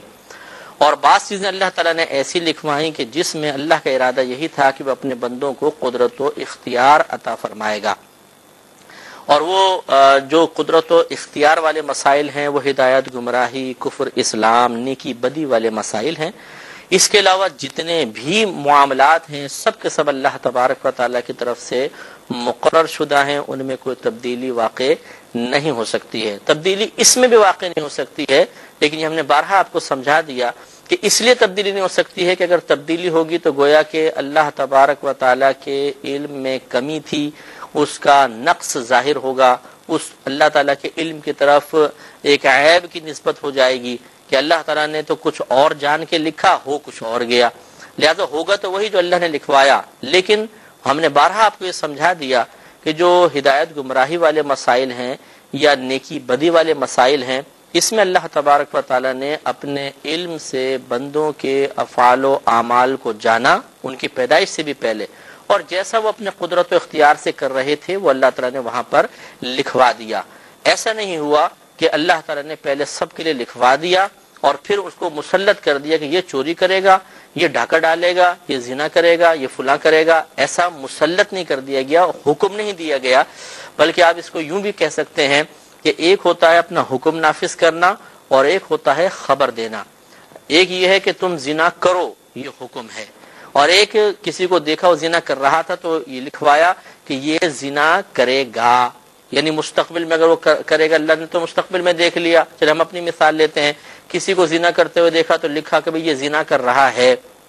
اور ایک ہے کسی کو کہنا کہ تم زنا کرو. اس میں فرق ہے. تو اللہ تبارک و تعالیٰ نے ایسا نہیں کیا کہ پہلے سب لکھوا دیا اور پھر یہ کہ حکم گویا کہ ہے بھئی تم چوری کرو، تم یہ کرو، تم یہ کرو. نہیں، بلکہ اللہ تبارک و تعالیٰ نے اپنے علم سے جانا کہ کون کیا کر رہا ہے. جو وہ گناہ کے کام کر رہا تھا یا نیکی کے کام کر رہا تھا وہ سب وہاں پر لکھوائے، گویا کہ ملاحظہ کرنے کے بعد لکھوائے. جو انسان اپنی قدرت و اختیار سے کر رہا تھا تو گویا کہ خبر لکھوائی ہے کہ اللہ تعالیٰ نے کو دیکھا وہ چوری کر رہا تھا تو لکھوایا لکھو یہ چوری کر رہا ہے.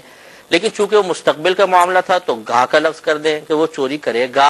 کیونکہ اللہ تبارک و تعالیٰ نے اسے چوری کرتے ہوئے اپنے علم سے جانا کہ وہ چوری کر رہا ہے تو وہاں پہ لکھوایا کہ یہ چوری کر رہا ہے. لہذا جو ہم نے پہلا سوال لاسٹ پروگرام میں عرض کیا تھا کہ جب اللہ نے سب کچھ لکھوا دیا ہے تو گناہ پر گرفت کیوں ہوگی، اس کا سیر حاصل جواب ہر پروگرام میں تقریباً ہم دے رہے ہیں کہ یہ آپ مطمئن ہو جائیں اور اللہ تعالیٰ کی طرف معاذ اللہ اس کو منسوب نہ کریں کہ جی مجھ سے چوری ہو گئی تو اللہ نے لکھوایا تھا تبھی تو چوری ہو گئی. بلکہ ہوا یہ ہے کہ اللہ تعالیٰ نے ہماری پیدائش سے پہلے ہی ہمارے بارے میں اپنے علم سے ہمارے بارے میں جانا کہ ہم اپنے قدرت و اختیار سے چوری کر رہے ہیں تو وہاں پر لکھا، لہذا قدرت و اختیار تو باطل نہیں ہوا، اس لیے اس پر گرفت ہوگی۔ اور دوسرا کہ جو ہدایت و گمراہی کے علاوہ جو مسائل ہیں، جب اللہ تعالیٰ نے مثال کے طور پہ ایک جگہ شادی لکھ دی ہے تو پھر کوشش کی کیا ضرورت ہے، خود بخود رشتہ آئے گا اور شادی ہو جائے گی اس مقام پر، اور چونکہ اس کا وقت بھی مخصوص ہے، مثلا ایک شخص کی 31ویں سال میں شادی ہونی ہے اور ایک مخصوص مقام پر ہونی ہے، تو واللہ صورت یہی ہے کہ اگر آپ ہاتھ باندھ کے بیٹھ جائیں گے نا تو وہاں پہ شادی ہونی ہے اسی ٹائم میں، اس لیے کہ اللہ کا فیصلہ ہے، یہ بدل نہیں سکتا۔ لیکن اللہ تبارک و تعالیٰ نے ہمیں کوشش کا حکم عطا فرمایا اور ہمارے نبی کریم صلی اللہ علیہ وسلم نے کوشش کر کے دکھائی۔ اگر تھوڑا سا آپ غور و تفکر فرمائیں تو اس میں ایک حکمت یہ بھی نظر آتی ہے کہ اگر ہم کوشش کو ترک کر کے بیٹھ جاتے اور صرف فیصلہ خداوندی پر اعتماد ہوتا تو بہت زیادہ مایوسی ہوتی اور براہ راست اللہ کی ذات سے مایوس ہو جاتے اس وقت کہ جب ہماری مرضی کے موافق نتیجہ نہ نکلتا۔ مثال کے طور پر ہم بیٹھ گئے کہ جی کہاں شادی ہوگی اور اللہ تعالیٰ کا فیصلہ یہ ہے کہ شادی نہیں ہوگی، تو ساری زندگی بیٹھے رہے، تو اس وقت ہم پھر یہ کہتے ہیں کہ بھائی اللہ تعالیٰ نے دیکھو میری شادی نہیں کروائی، اللہ کے فیصلے سے ہوا ٹھیک ہے، لیکن اس وقت ہم بدظن ہوتے براہ راست اللہ تبارک و تعالیٰ سے، یہ عام آدمی ہوتا یہ کہہ لیں۔ لیکن اب کیا ہوتا ہے کہ ہم کوشش کرتے ہیں تو کہتے ہیں کہ یار وہ اصل میں ہم نے بات غلط کہہ دی تھی، وہ کنڈیشن غلط رکھ دی تھی اس لیے وہاں پہ شادی نہیں ہوئی، تم نے رشتہ بھیجنے میں دیر کر دی، انہوں نے کہیں اور ہاں کر دی تھی، تو ہم پھر اپنے اوپر لے لیتے ہیں اور اس طرح براہ راست اللہ کی ذات سے مایوس نہیں ہوتے ہیں، حالانکہ وہ اللہ تبارک و تعالیٰ کی طرف سے فیصلہ ہو چکا ہے۔ تو اگر کوئی اس بات کو سمجھ لے کہ بہت سی چیزیں اللہ کی طرف سے فیصلہ شدہ ہیں تو پھر وہ مایوس نہیں ہوگا۔ اور ہمارے لیے حکم یہ ہے کہ ان چیزوں میں اللہ کی رضا پر راضی رہیں اور ہرگز اپنی زبان پر شکوہ اور شکایت لے کر نہ آئے۔ ہم اصل میں خواہش رکھتے ہیں کہ جو ہم چاہتے ہیں ویسا اللہ تعالیٰ کر دے، ہونا ہی چاہیے کہ ہم یہ سوچیں کہ جیسا اللہ ہمارے لیے چاہتا ہے کاش ہم ویسے ہو جائیں تو بات ہے۔ لہذا اگر کسی جگہ آپ کو رشتہ مناسب لگتا ہے آپ کوشش ضرور کیجئے، لیکن اگر وہاں پر شادی وغیرہ نہیں ہوتی تو پچھتانے کی بالکل حاجت نہیں ہے، افسوس کرنے کی، مایوس ہونے کی بالکل ضرورت نہیں ہے کہ خدا نخواستہ خودکشی کے منصوبے بنانا شروع کر دیے جائیں، بلکہ ٹھیک ہے اس کا مطلب یہ ہے کہ ہماری کوشش جو رائے گاہ گئی ہے، رد ہو گئی ہے، تو اللہ کا فیصلہ یہاں ہمارے لیے شادی کا تھا ہی نہیں۔ تو ہونا ہی چاہیے کہ اب ہم اللہ تعالیٰ کی رضا پر راضی رہیں اور نہ کوئی شکوہ شکایت زبان پر آئے، اور اگر آپ تھوڑے سے مضبوط ہو جائیں گے، اس مسئلہ تقدیر کو بار بار ذہن میں لے کر آئیں گے تو انشاءاللہ پھر ہر قسم کا پچھتاوا ختم ہو جائے گا۔ مثال کے طور پر میں ایک دفعہ ایک جگہ تھا، تو کافی پہلے کی بات ہے یہ، تو وہ میں نے موبائل نکالا، مین روڈ تھی اور کوئی میں نے دیکھنے لگا، کال تو نہیں تھی شاید، دیکھنے لگا، پھر میں نے جیب میں رکھ لیا تو دو لڑکے اسکوٹر پر آئے، میں اپنے دوست کے ساتھ پیچھے بیٹھا ہوا تھا تو انہوں نے وہ موبائل نکال لیا، گن پوائنٹ پہ لے گئے۔ تو میں چونکہ مسئلہ تقدیر بہت پڑھ چکا تھا اس وقت بھی، تو مجھے بالکل پچھتاوا نہیں ہوا، کوئی افسوس نہیں ہوا، میں نے غم نہیں کیا۔ وجہ اس کی یہ تھی کہ میرا قلب اس لحاظ سے مضبوط تھا کہ اس کا مطلب یہ ہوا کہ اللہ تبارک و تعالیٰ نے اس وقت میں اس موبائل کو ان کو دینا ہی پسند فرمایا تھا۔ یہ ان کی بدبختی ہے کہ انہوں نے طریقہ غلط اختیار کیا، اگر نہ طریقہ ایسا اختیار کرتے تو ان کی قسمت میں ضرور چلا جاتا۔ پھر دوسرا اطمینان اس طرح بھی اپنے قلب کو دلوایا کہ انشاءاللہ میدان محشر میں اس کا یقینی سی بات ہے بدلہ ملے گا، اگر صبر کریں گے تو بدلہ ملے گا۔ تو اس طریقے سے غور و تفکر کرنے کی برکت سے ہزار ٹینشن سے انسان محفوظ ہو جاتا ہے۔ اس لیے اگر مجھے پتہ چلتا ہے کسی نے میری غیبت کی ہے، کسی نے مثال کے طور پر کوئی الزام تراشی کی ہے، کوئی میرے خلاف بول رہا ہے، تو میں کبھی بھی انتقام کے لیے غور و تفکر نہیں کرتا، کیونکہ میرا ذہن بنا ہوا ہے۔ حضرت ابن عباس رضی اللہ تعالیٰ عنہ کی حدیث ہمیشہ میرے سامنے رہتی ہے، پیش نظر رہتی ہے کہ نبی کریم نے ارشاد فرمایا، ہم نے پچھلے پروگرام میں بیان بھی کی تھی کہ اے ابن عباس اگر ساری دنیا تجھے نفع پہنچانے پر جمع ہو جائے اتنا ہی نفع پہنچا سکتی ہے جتنا اللہ نے تیری قسمت میں لکھا، اور اگر ساری دنیا تجھے نقصان پہنچانے پر جمع ہو جائے تو اتنا ہی نقصان پہنچا سکتی ہے جتنا اللہ نے تیری قسمت میں لکھ دیا ہے۔ تو یقینی سی بات اگر کوئی ہمارے خلاف کوشش کر بھی رہا ہے تو اللہ کے فیصلے سے آگے نہیں بڑھ سکتا، اور اللہ کا فیصلہ ہمارے لیے ایک آزمائش ہے۔ ٹھیک ہے، اگر اللہ تعالیٰ بعض اوقات عزت دے کے آزماتا ہے، بعض اوقات زوال عزت کے ذریعے آزماتا ہے، کسی کو عروج دے کے آزماتا ہے، کسی کو زوال دے کے آزماتا ہے، کبھی کسی کو کسی لوگوں کے دلوں میں محبت ڈال کے آزماتا ہے، کبھی لوگوں کو بدظن کر کے آزماتا ہے۔ تو ہمیں اللہ تعالیٰ کی رضا پر راضی رہنا چاہیے۔ اگر ان باتوں پہ بار بار غور و تفکر کیا جائے تو بہت ہی قلبی اطمینان حاصل ہوتا ہے اور انسان خطا اور گناہوں سے بچتا ہے۔ اب میں تھوڑی سی آیات کریمہ اور چند احادیث کریمہ آپ کو اس بارے میں عرض کرتا ہوں کہ اگرچہ اللہ تبارک و تعالی نے سب کچھ لکھ دیا ہے، یعنی ہدایت و گمراہی کے علاوہ جتنے مسائل ہیں، لیکن اس کے باوجود ہمارے لیے کوشش کے اشارے ہیں، کوشش کا حکم موجود ہے۔ لہذا سورہ نجم آیت نمبر 39 سے 41 تک، 39، 40، 41 تین آیات میں اللہ تعالی نے ارشاد فرمایا وَأَن لَّيْسَ لِلْإِنسَانِ إِلَّا مَا سَعَىٰ، اور انسان کے لیے، بے شک انسان کے لیے وہی ہے جس کی اس نے کوشش کی، وَأَنَّ سَعْيَهُ سَوْفَ يُرَىٰ، اور بے شک اس کی کوشش ان قریب دکھائی جائے گی، یعنی میدان معاشر میں تم نے یہ کوشش کی، اس کا یہ بدلہ ہے۔ ثم يجزاه الجزاء الاوفى، پھر اسے مکمل پوری جزا اور بدلہ دیا جائے گا۔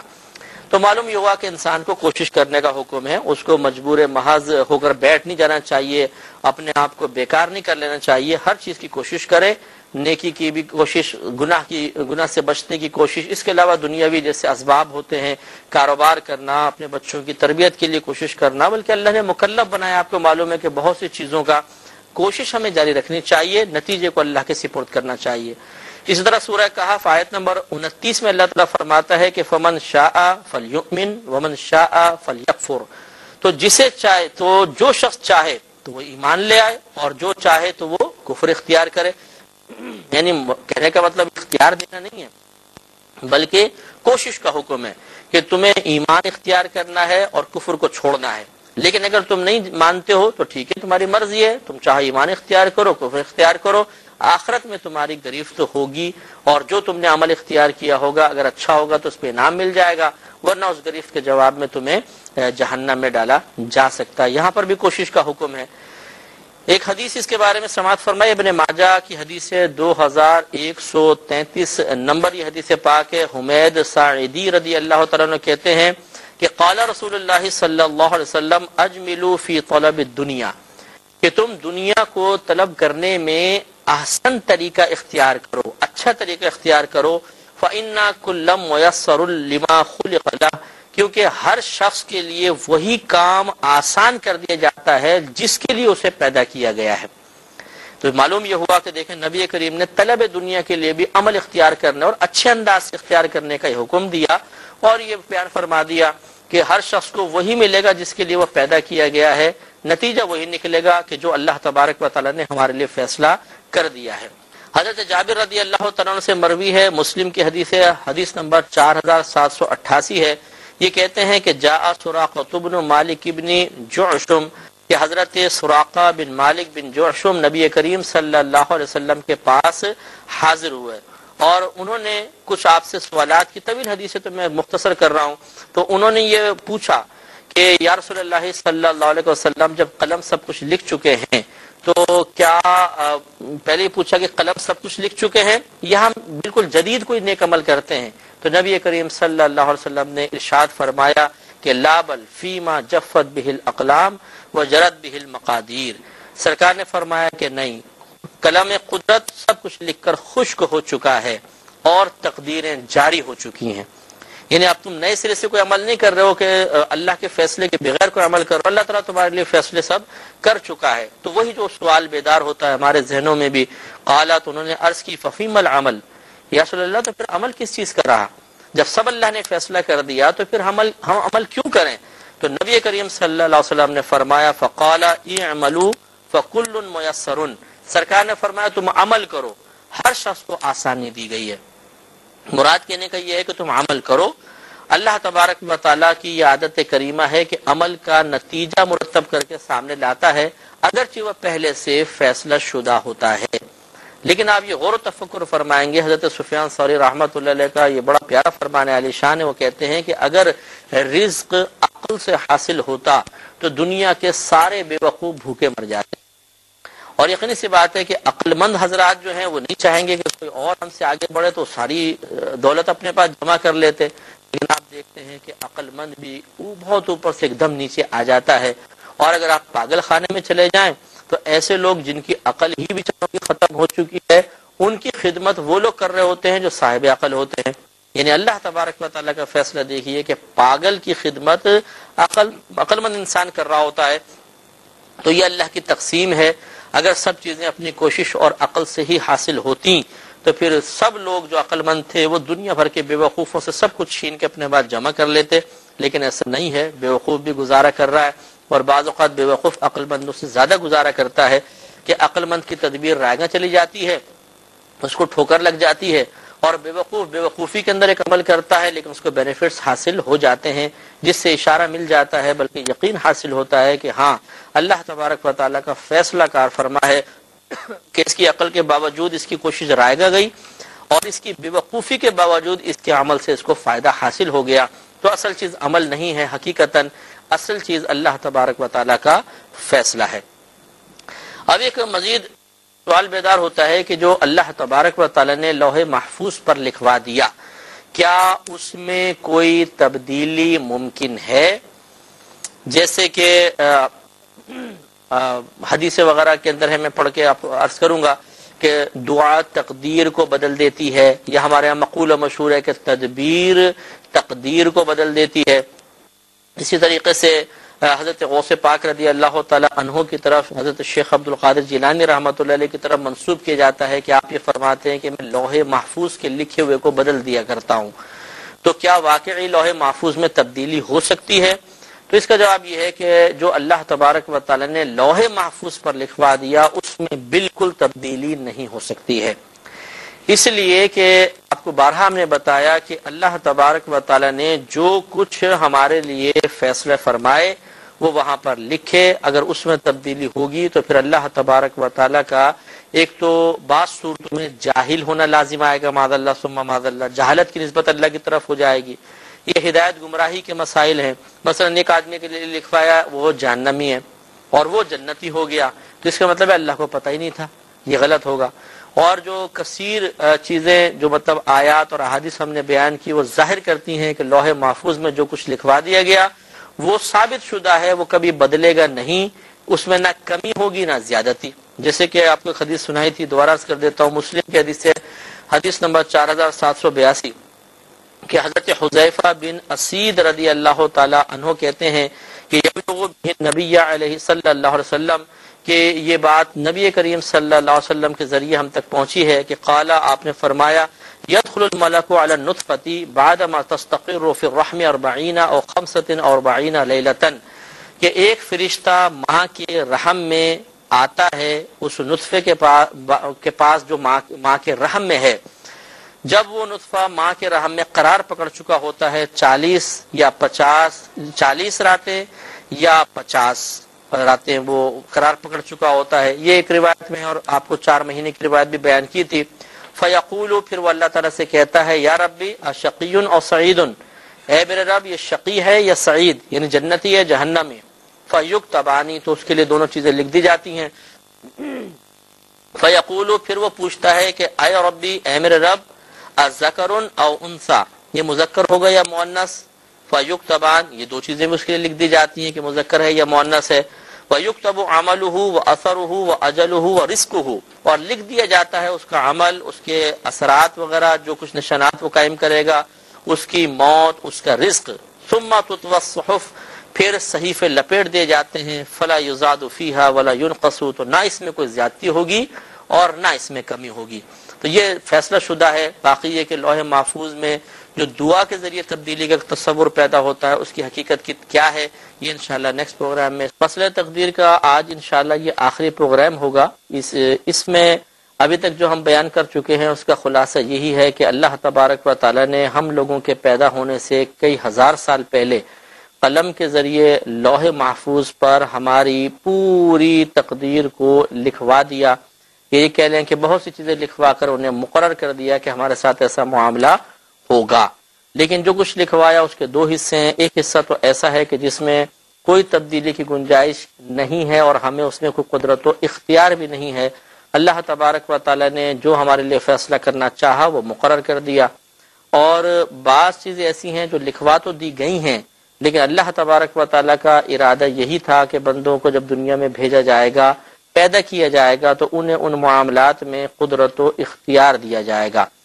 لہٰذا جو گناہ، ثواب، نیکی، بدی، ہدایت، گمراہی کے مسائل ہیں، اس میں ہم خود مختار ہوتے ہیں۔ ان کے علاوہ جتنے بھی مسائل ہیں ان میں ہمیں کوئی اختیار نہیں، اس میں مجبور محض ہیں۔ جیسا اللہ کا فیصلہ ہے ویسے ہی اللہ تعالیٰ کا فیصلہ نافذ ہوگا۔ لہذا ہدایت و گمراہی کے علاوہ مسائل میں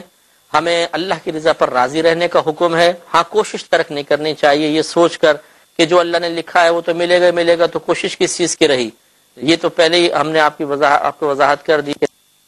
اللہ علیہ وسلم نے کوشش کر کے دکھائی اور اللہ نے کوشش کا حکم دیا، لہذا ہم کوشش کرتے رہیں گے۔ لیکن جو ہدایت اور گمراہی کے مسائل ہیں اس میں چونکہ اللہ تبارک و تعالی نے ہمیں مجبور نہیں کر دیا، لہذا کوئی بھی یہ نہیں کہہ سکتا کہ جی چوری میں نے اس لیے کی ہے، ڈاکہ میں نے اس لیے ڈالا ہے کہ اللہ نے پہلے مقرر کر دیا تھا۔ اللہ نے لکھوایا ضرور ہے لیکن وہ حکمن نہیں ہے کہ ایسا لکھو اور یہ ایسا کرے،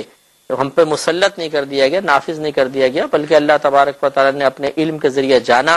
ایک شخص کو چوری کرتے ہوئے ملاحظہ فرمایا، اس کو لکھ دیا چوری کرے گا۔ ایک شخص کو اس ٹائم نماز پڑھتے ہوئے ملاحظہ فرمایا، لکھ دیا یہ نماز پڑھے گا۔ تو جو کچھ ہم اپنے قدرت و اختیار سے کر رہے تھے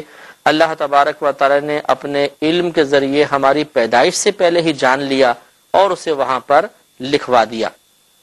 لہذا کوئی بھی نہیں کہہ سکتا کہ جی جب اللہ نے لکھوا دیا تو میں اب میری گرفت کیوں، یہ گناہ تو اللہ نے پہلے ہی لکھوا دیا تھا۔ یہ جاہلانہ خیال ہے، اس کو نکالنا چاہیے۔ آپ اپنی قدرت و اختیار سے کوئی غلط کام کرتے ہیں، اپنے قدرت و اختیار سے نیک عمل کو اختیار کرتے ہیں، اس پر پھر اجر و ثواب ملتا ہے، یا گناہ ہے تو سزا ملتی ہے۔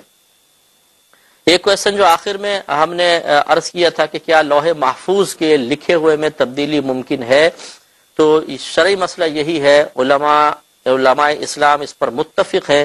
کہ لوح محفوظ میں لکھے ہوئے میں کوئی تبدیلی نہیں ہو سکتی، حتیٰ کہ یہاں تک علماء متکلمین نے لکھا ہے کہ اگر کوئی نبی بھی لوح محفوظ کے لکھے ہوئے کے خلاف دعا کرنے لگے تو اللہ تبارک و تعالی انہیں اس دعا سے روک دیتا ہے۔ لہذا جیسے کہ ہم نے آپ کو مسلم کی حدیث سنائی تھی، حدیث نمبر 4788، اس میں نبی کریم کا فرمان موجود ہے کہ جفت بہل اقلام و جرت بہل مقادیر، کہ جو کچھ معاملات ہیں ان کے سلسلے میں قلم خشک ہو چکے ہیں، انہیں لکھ کر قلم خشک ہو چکا ہے۔ خشک ہونے کا مطلب یہ کہ اب دوبارہ وہ تر ہو کے کوئی نہیں لکھے گا، ختم، جو ہو گیا۔ اور وہ جرت بہل مقادیر، اور اسی کے ساتھ تقدیریں جاری ہو چکی ہیں، لہٰذا اس میں کوئی کمی بیشی نہیں ہو سکتی ہے۔ اللہ تبارک و تعالیٰ کا فرمان ہے لا تبدیل لکلمات اللہ، اللہ تعالیٰ کے کلمات کبھی تبدیل نہیں ہوتے، ولا مبدل لکلمات اللہ، اور اللہ تبارک و تعالیٰ کے کلمات کو کوئی بدلنے والا بھی نہیں ہے۔ یہ الگ الگ آیات ہیں، تو اس سے معلوم یہ ہوا کہ لوح محفوظ کا لکھا ہوا اب بالکل تبدیل نہیں ہوگا۔ ہاں، یہ اب ایک سوال پیدا ہوتا ہے، جیسے کہ یہ ترمذی کی روایت ہے، حدیث نمبر 2065 ہے کہ حضرت سلمان رضی اللہ تعالی عنہ اس کے راوی ہیں، کہتے ہیں کہ قال رسول اللہ صلی اللہ علیہ وسلم لا يرد القضاء الا دعا، کہ تقدیر کو رد نہیں کرتی مگر دعا، ولا يزيد في العمر الا البر، اور عمر کو زیادہ نہیں کرتی مگر نیکی، یعنی اگر کوئی نیک عمل کرے گا تو اس کی عمر بڑھ جائے گی۔ اور تقدیر قضا، یعنی قضا سے مراد وہی تقدیر ہے کہ جو اللہ کا فیصلہ ہے اسے دعا کے علاوہ کوئی چیز رد نہیں کرتی، یعنی لوٹاتی نہیں ہے۔ تو اس سے تبادل ذہنی یہ ہوتا ہے کہ اس کا مطلب یہ ہوا کہ اگر ہم دعا کریں گے تو تقدیر کا لکھا ہوا بدل جائے گا، اور اسی طرح اگر کوئی نیک عمل کرے گا تو عمر بڑھ جائے گی۔ مثلا اللہ نے 60 سال لکھی ہے تو اگر وہ نیک عمل کرے گا تو 70 سال بھی ہو سکتی ہے، تو یہ بھی لکھے ہوئے میں تبدیلی تو ہو گئی۔ تو اس کا جواب جاننے کے لیے یہ بات سمجھ لیجئے کہ فقہا نے فرمایا، علماء متکلمین فرماتے ہیں کہ تقدیر کی یا جو کچھ اللہ نے لکھوایا اس کی دو قسمیں ہیں، ایک قضائے مبرم کہلاتی ہے، ایک قضائے معلق کہلاتی ہے۔ ایک تیسری قسم بھی بنائی ہے لیکن یہ دو بڑی ہیں، اس کو آپ سمجھ لیں، ایک قضائے مبرم اور ایک قضائے معلق۔ قضائے مبرم کہتے ہیں جس کو پختہ کر دیا گیا ہو، تو ایک تو قضا ایسی ہے، یعنی قضا مینز اللہ کا فیصلہ جو ہمارے لیے، اسی کو آپ تقدیر بھی کہتے ہیں، اسی کو نصیب، اسی کو قسمت بھی آپ کہتے ہیں۔ ایک تو ایسا ہے جو پختہ ہے، پختہ کا مطلب اس میں کوئی تبدیلی نہیں ہو سکتی ہے، اور ایک کہلاتی ہے قضائے معلق، معلق مانے لٹکی ہوئی، یعنی اس میں تبدیلی ہو سکتی ہے۔ تو جو کچھ لوح محفوظ میں لکھوایا گیا ہے وہ قضائے مبرم ہے، اور جو صحف ملائکہ میں ہوتا ہے، جیسے کہ آپ نے سنا ہوگا 15 شعبان کو فرشتوں کو صحائف دے دی جاتے ہیں کہ اس پورے سال میں کس کس کو کیا کیا رزق ملے گا اور کون کون مرے گا، یہ صحیفے دے دی جاتے ہیں۔ اس میں جو کچھ لکھا ہے یہ بھی تو اللہ کا ایک فیصلہ ہی ہے، اور یہ قضاء معلق کہلاتا ہے، کیونکہ اس میں آپشنز لکھے ہوتے ہیں۔ مثال کے طور پر اگر یہ شخص دوا استعمال کرے گا بچ جائے گا، نہیں کرے گا تو مر جائے گا، دو لکھے ہوئے ہیں۔ تو چونکہ اس میں معلق ہو گئی، ایک چیز پختہ نہیں کی گئی ہے، گویا کہ لٹکی ہوئی چیز یا ادھر یا ادھر، لیکن اس کا نتیجہ کیا نکلے گا، وہ دوا استعمال کرے گا یا نہیں کرے گا، یہ لوح محفوظ میں لکھوایا ہوا ہے۔ تو لہذا معلوم ہوا کہ جو یہ حدیث پاک ہے، ترمذی کی جو حدیث آپ کی خدمت میں عرض کی، یہ قضائے معلق کے بارے میں ہے، یعنی جو اب سرکار نے فرمایا کہ دعا قضا کو، یعنی اللہ کے فیصلے کو بدل دیتی ہے۔ اس سے مراد کیا ہے کہ جو قضائے معلق یعنی فرشتوں کے صحائف میں دو اللہ تعالیٰ نے آپشنز رکھے ہیں، ان میں سے ایک کو ہٹا کر، یعنی دعا کی برکت سے انسان دوسرے والی چیز تک پہنچ سکتا ہے، اس تک نہیں پہنچ سکتا، یعنی اس سے بچ جائے گا۔ مثال کے طور پر کہ اگر یہ بزرگ دعا کر دیں گے تو یہ شفا یاب ہو جائے گا، ورنہ مر جائے گا۔ اب بزرگ نے دعا فرما دی تو وہ شفا یاب ہو گیا۔ تو گویا کہ جو لوح اس میں قضائے معلق میں یا فرشتوں کے صحیفے میں ایک چیز لکھی تھی وہ تو رد ہو گئی نا، تو اس کو بیان فرمایا۔ لیکن لوح محفوظ میں لکھا ہوگا کہ فلاں وقت میں اس بیمار شخص کے لیے ایک بزرگ دعا کریں گے تو یہ اس سخت بیماری سے نجات پا جائے گا، شفا یاب ہو جائے گا۔ وہاں ایک چیز لکھی ہوگی، یہاں دو، تو یہاں جو دو لکھی ہیں ان میں سے ایک چیز رد ہو جاتی ہے، اس کو سرکار نے فرمایا ایسا ہے۔ مثلا 60 سال کی عمر ہے، نیکی سے 60 سال ہی رہے گی، مقدار میں کوئی اضافہ نہیں ہوگا، لیکن اس کو وہ بڑی طویل محسوس ہوگی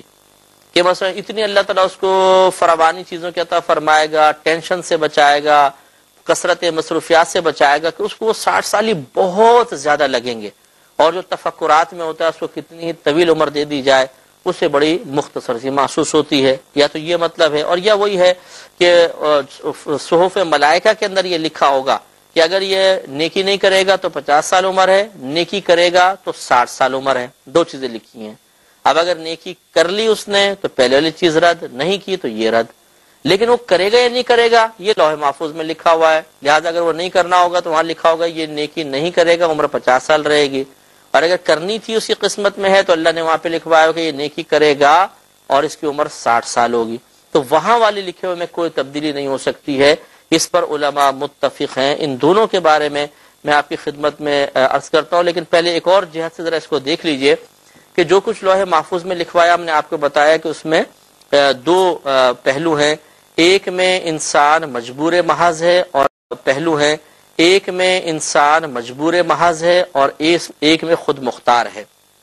جس میں خود مختار ہے وہ گناہ ثواب نیکی بدی کے مسائل ہیں،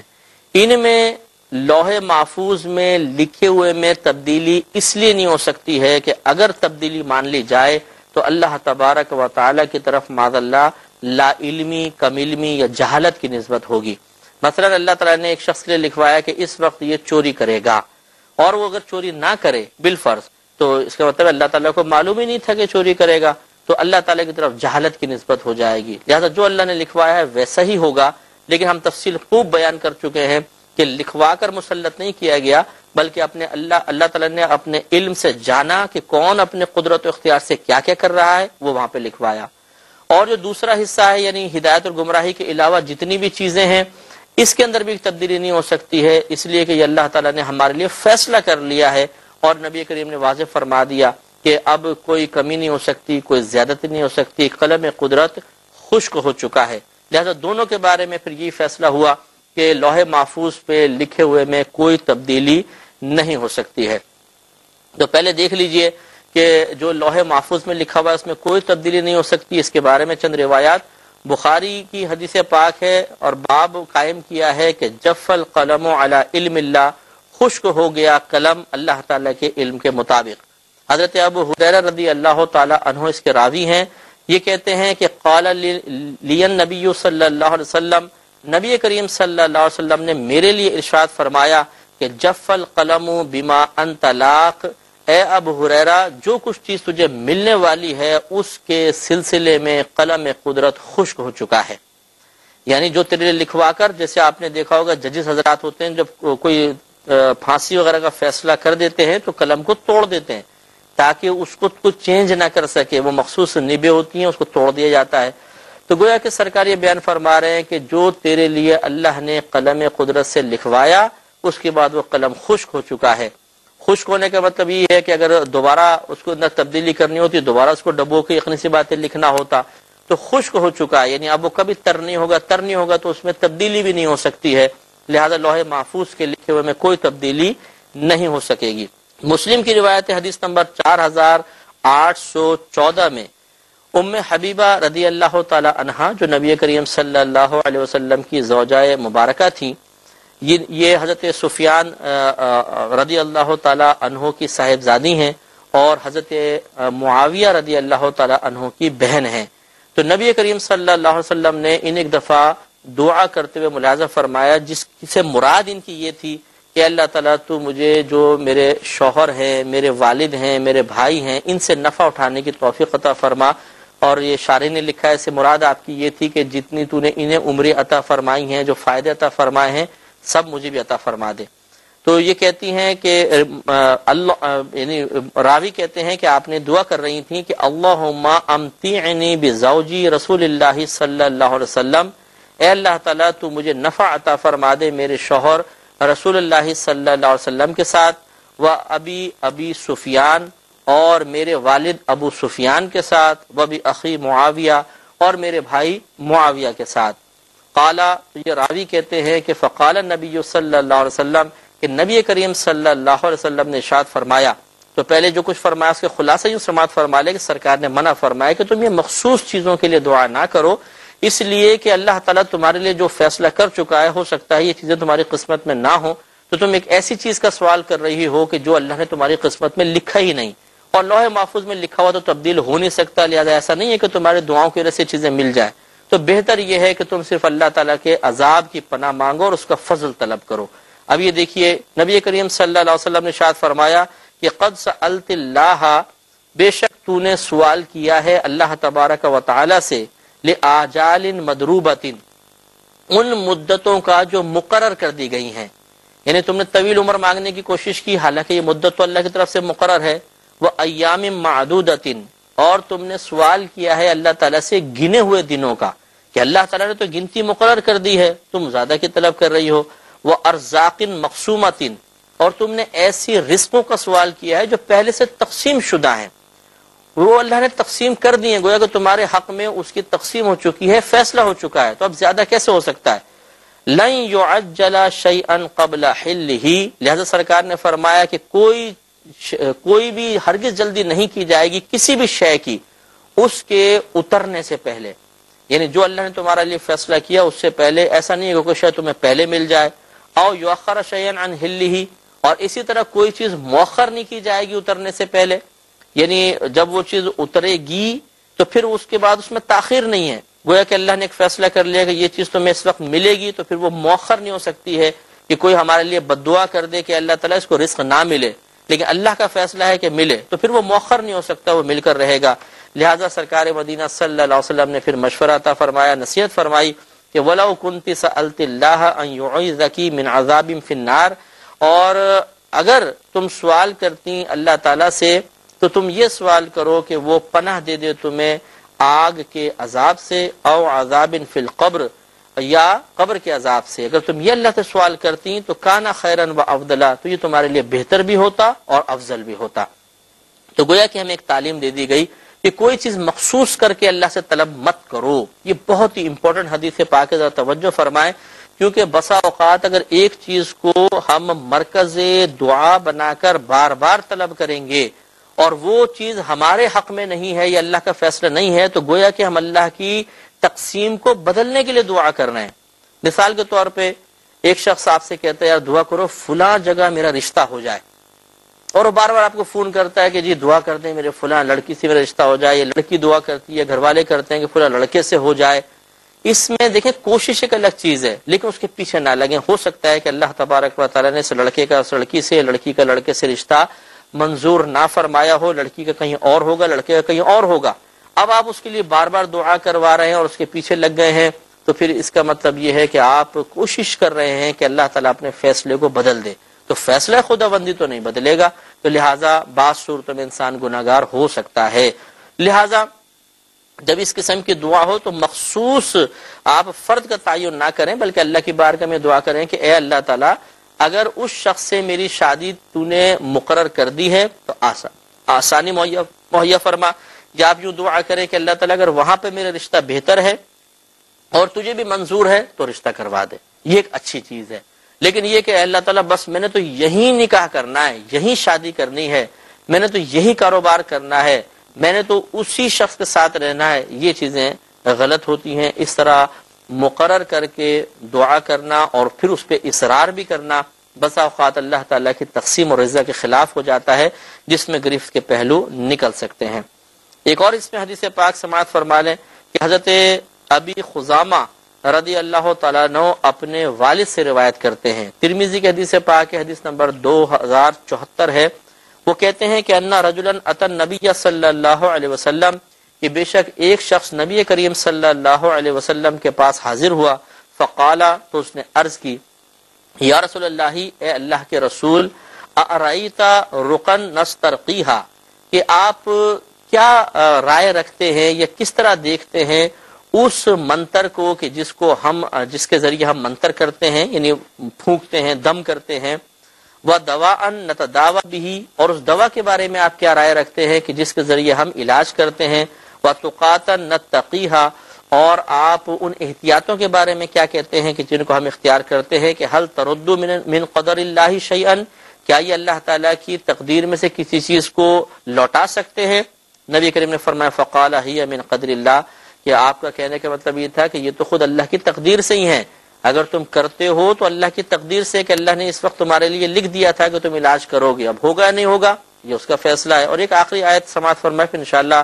ہم پروگرام کو ختم کریں گے، کہ جس میں اللہ تعالیٰ نے تقدیر معلق کے بارے میں ارشاد فرمایا، سورہ رعد آیت نمبر 39 ہے کہ یمحو اللہ ما یشاء، مٹا دیتا ہے اللہ تعالیٰ جو چاہتا ہے، ویثبت، اور جسے چاہتا ہے قائم رکھتا ہے۔ یہ تقدیر معلق کے بارے میں مفسرین نے فیصلہ فرمایا، لہذا تقدیر کے مسئلے پر اس سے زیادہ غور و تفکر مناسب نہیں ہے۔ اللہ تعالیٰ سے دعا ہے کہ اللہ تعالیٰ ہمیں مسئلہ تقدیر سمجھنے، اسے ذہن میں محفوظ رکھنے اور وساوس کے شکار لوگوں کو احسن طریقے سے سمجھانے کی توفیق عطا فرمائے، آمین۔